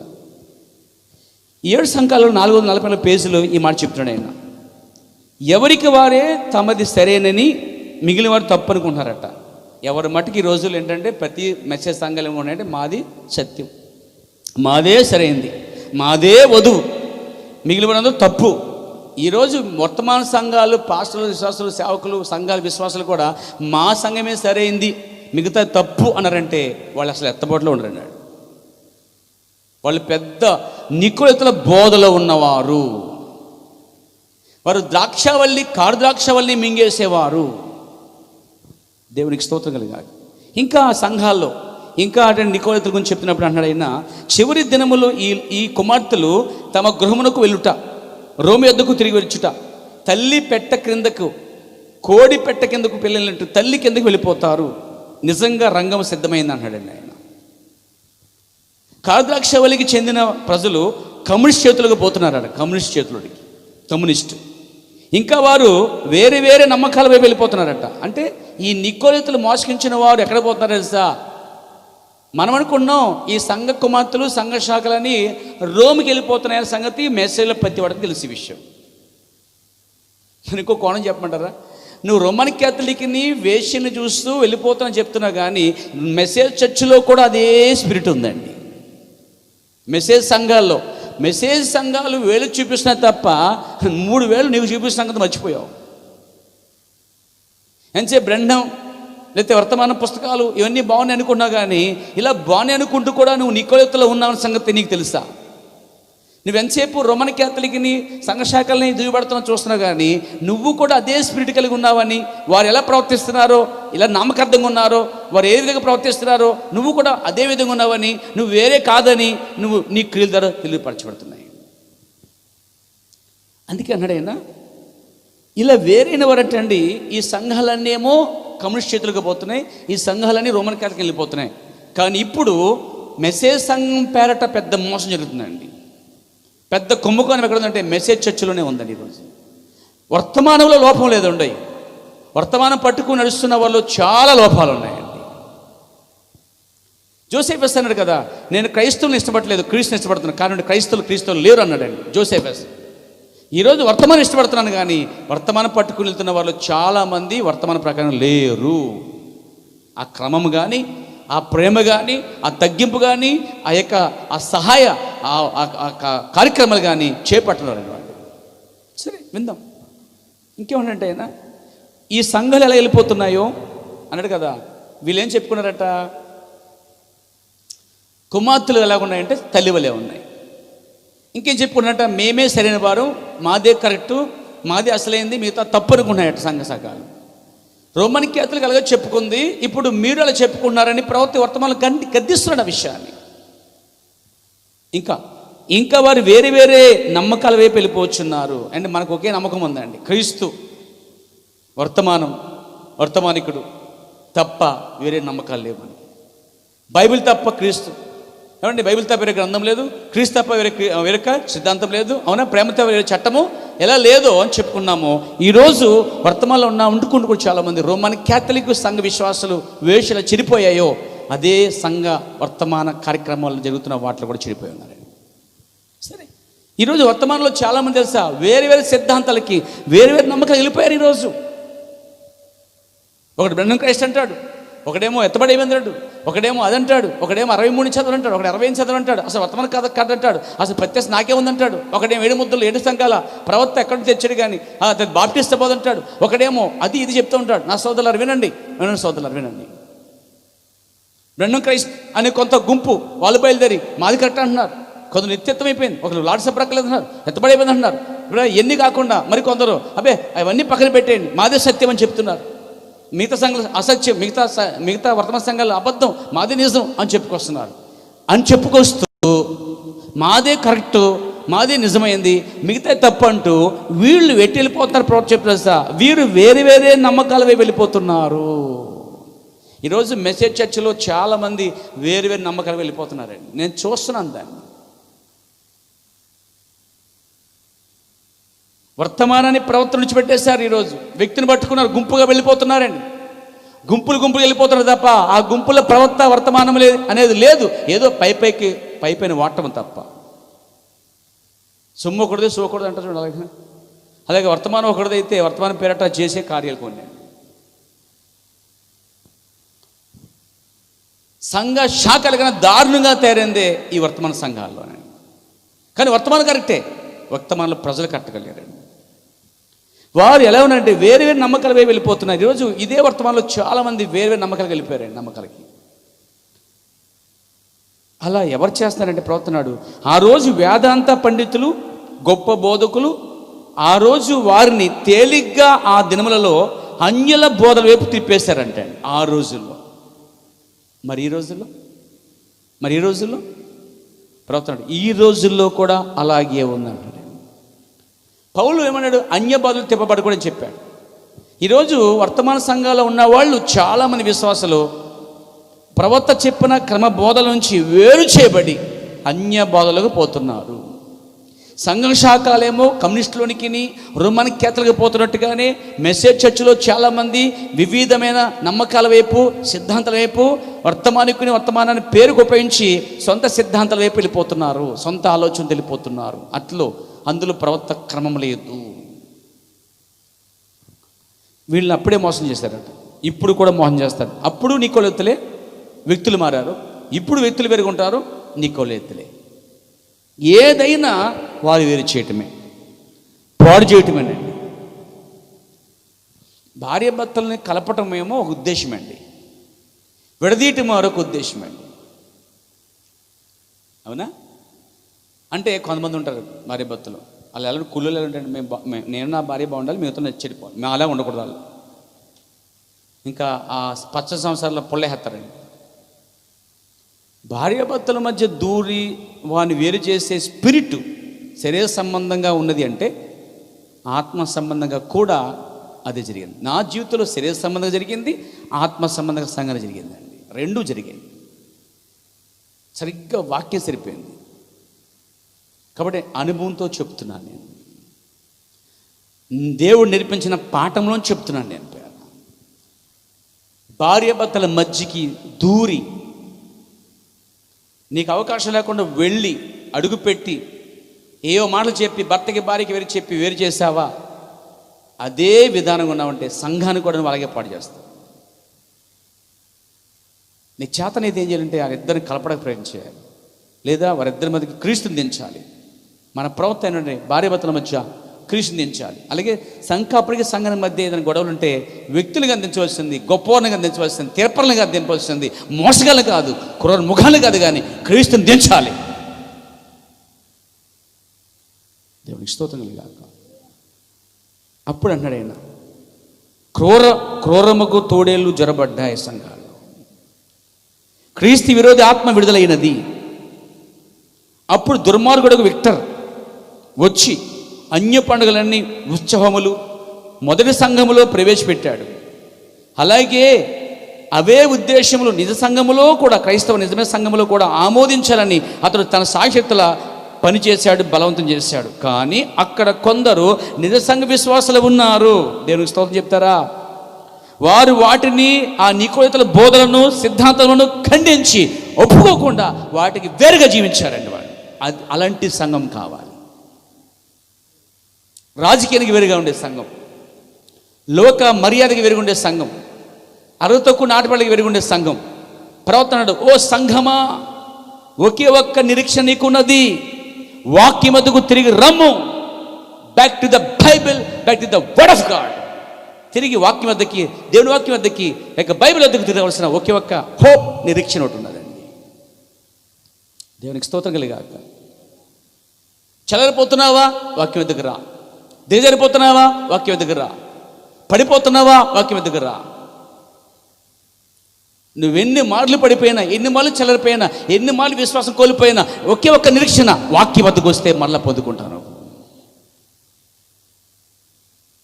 నీ జీవితంలో ఏం కోల్పోయినా వాక్య వద్దకు వస్తేనే మళ్ళీ పొందుకుంటావు దాన్ని. దేవునికి స్తోత్రం కలుగాక. విక్టర్ అనేవాడు ఎలా పాడు చేశాడో ఈరోజు చాలామంది సంఘాల్లో ఆ రోజు విక్టర్ వల్లే చాలామంది దొరబడి లేని సిద్ధాంతాలని, కార్యక్రమాలని, భేదమైన విత్తనాన్ని, పులిపిండిని, సిద్ధాంతాన్ని, నికోలితల బోధన మాటలను, ఉపదేశాల్ని బోధిస్తూ వేరు చేస్తున్నారు. ఆ నికోలితల బోధన ఎదుర్కొనేవారు అక్కడ కొద్దిమంది ఉన్నారట. అందరి బట్టి దేవునికి మహిమ కలుగాక. ముగింపుకు వచ్చేసాను. ఈ కాలంలో ప్రియ సోదరులారా, ఈ కాలంలో యూదులు పాలస్తీనాకు చేరుదురు. అంత ఉన్నారా? దీన్ని ఎక్కడైతే ఉన్నదో దాన్ని తీర్చి చదివేసి ముగిస్తాను. నేను తీసుకున్న దానికి నేను బాధ్యుని కాబట్టి నేను చదువుతున్నాను. దేవుడికి స్తోత్రం కలుగాక. ఇప్పుడు మనం చివరి కాలంలో ఉన్నాం. చివరి కాలం వద్దకు వచ్చాం. లౌకిక కాలం ఇది. అది మన కాలం. యూదులు పాలస్తీనాకు చేరు కాలం చివరి కాలమేనని మనకు తెలియదు. వారు ఎట్లా అక్కడికి వచ్చిద్దరన్నది సంగతి కాదు. వారు అక్కడికి చేరిరి అంతే. ఎలా వెళ్ళారు అని పని కాదు, అక్కడ చేరుకున్నారంతే. అమ్మే, ఇది కోతకాలం. కోత కోయటకు ముందు ఈ 2 ద్రాక్షవల్లులు ఫలములు పరిపక్వం చెందవలసి ఉన్నవి. విత్తిన కాలం మొదలుకొని ఈ నికోలితులు వస్తూనే వచ్చారు. ఆదికాండం నుంచి ప్రాణగంధం వరకు వాళ్ళు వస్తూనే వచ్చారు. ఎఫెసు నుండి లవదీక వరకు వస్తూనే వచ్చారు. ఇప్పుడు ప్రారంభం నుంచి ఈ చివరిలో ఆఖరిలో కూడా వారు బయటకు వస్తున్నారండి. అదే చెప్పాడు యేసుప్రభు, కోతకాలం వరకు రెండింటిని అతని ఈడి కోతకాలం మందు వాటిని వేరు చేస్తారు. వేరు చేయటానికి దూతలు పంపిస్తానని చెప్పాడే. ఆ దూతలే 7 సంఘకాల దూతలై ఉన్నాయి. ఇప్పుడు 7వ దూత అదే పనిలో ఉన్నాడండి. అందుకే ఆయన ఒక అర్థమని చెప్పాడు, ఇది కోతకాలము, ఇది అంత్యకాలము చెబుతూ యూదులు పాలస్తీనాకు చేరుదురు. వారు అక్కడికి ఎలా చేరారనేది ప్రశ్న కాదు, కానీ వారు అక్కడ చేరిరి. ఇది కోతకాలం. ఈ కోతకాలంలోనే కారు ద్రాక్షవల్లి, మంచి ద్రాక్షవల్లి 2 పరిపక్వంగా వచ్చేస్తాయంట. అంటే కంటికి స్పష్టంగా కనిపిస్తాయి. ఇది నికోలైతులు. ఇది కారు ద్రాక్షవల్లి, ఇది మంచి ద్రాక్షవల్లి. ఇది నికోలైతులు, ఇదేమో వాక్య వధువై ఉన్నది. ఇది కారు ద్రాక్షవల్లి, ఇది ద్రాక్షవల్లి. ఇది కాకి, ఇది పావురం అనేది స్పష్టంగా బయలుపడే కాలము, సమయము ఇదేనండి. అది కూడా ఎవరు చెప్తారు? విలియం వర్తమానం నుంచి మాత్రమే అది బయలుపరచబడుతుంది. వేరే ప్రసంగాలు, వేరే బోధలు కాదు. ఏదో బిల్లిగ్రహం బోధం, వర్రాబడ్డ బోధం, ఎంఎస్ బాస్ భర్త బోధం, లేకపోతే సువార్తికుల బోధం కాదు. కానీ అది విలియం మెన్హమ్ బై ద ప్రాఫెట్, ప్రవక్త ద్వారా వచ్చిన వాక్యం ద్వారా ఈ కాలం యుగ సమాప్తి కాలం. ఇది కోతకాలం. ఇప్పుడే ద్రాక్ష అనగా కారు ద్రాక్షవల్లి పూర్తిగా బయలుపడే కాలం ఇదే. మంచి ద్రాక్షవల్లి కూడా బయలుపడే కాలం ఇదే. కాబట్టి ఈ నికోలితుల భాగం, ఇది 6వ భాగం. ఇంకొక భాగం ఉంది పేరు, అది నికోలితుల బోధ 7వ భాగంలో మనకి ఒక చివరి మాట ఉంది, కారు ద్రాక్షవల్లి, మంచి ద్రాక్షవల్లి. దాంతో మనం ఈ కార్యక్రమం ముగించుకుంటాం. మనం మెలుగు దాని తర్వాత మనం బిలాం యొక్క బోధలకు వెళ్ళిపోతున్నాం. ఈ సంగతులన్నీ ఎందుకు చెప్తాను తెలుసా? ఎందుకు రికార్డ్ చేయించడం చేస్తారు? రేపు భవిష్యత్తులో మనమున్నా లేకపోయినా తర్వాత తరమైన సరే దాన్ని తెలుసుకోవాలి. దేవునికి మహిమ కలుగాక.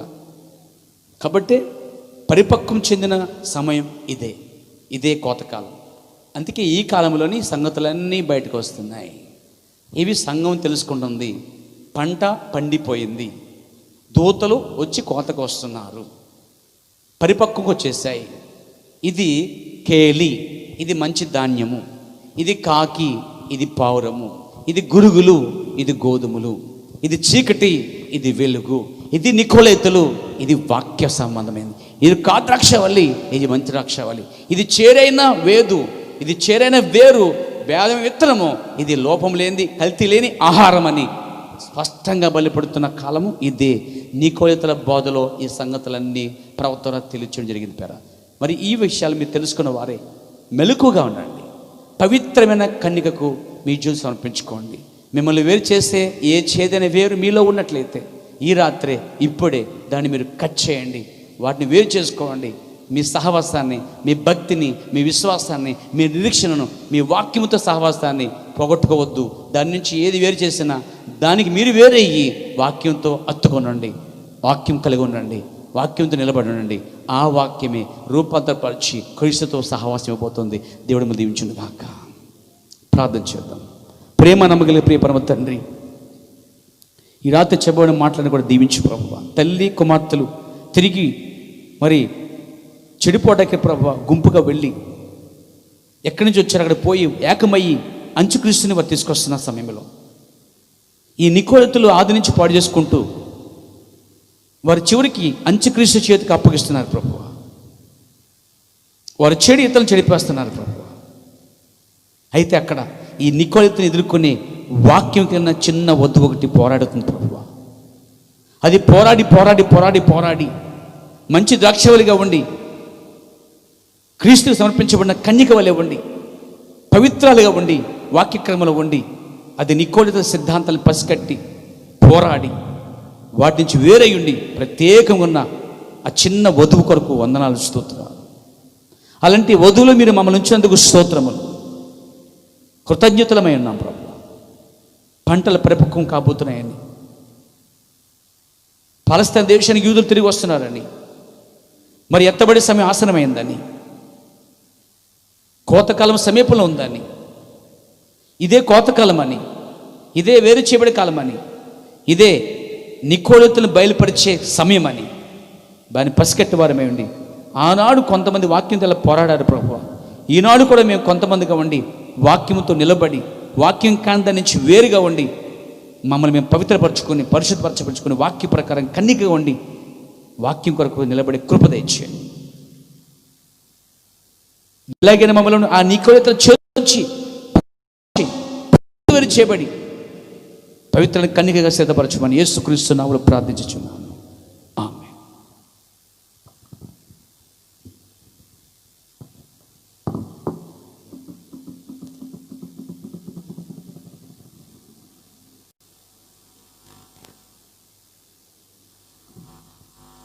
అందరూ కూడా లేచి నిలబడతామండి. దేవుని స్తుతించి చివరిగా ప్రార్థన చేసుకుందాం. తల్ల వంచి కంట్లు మూసుకుందాం.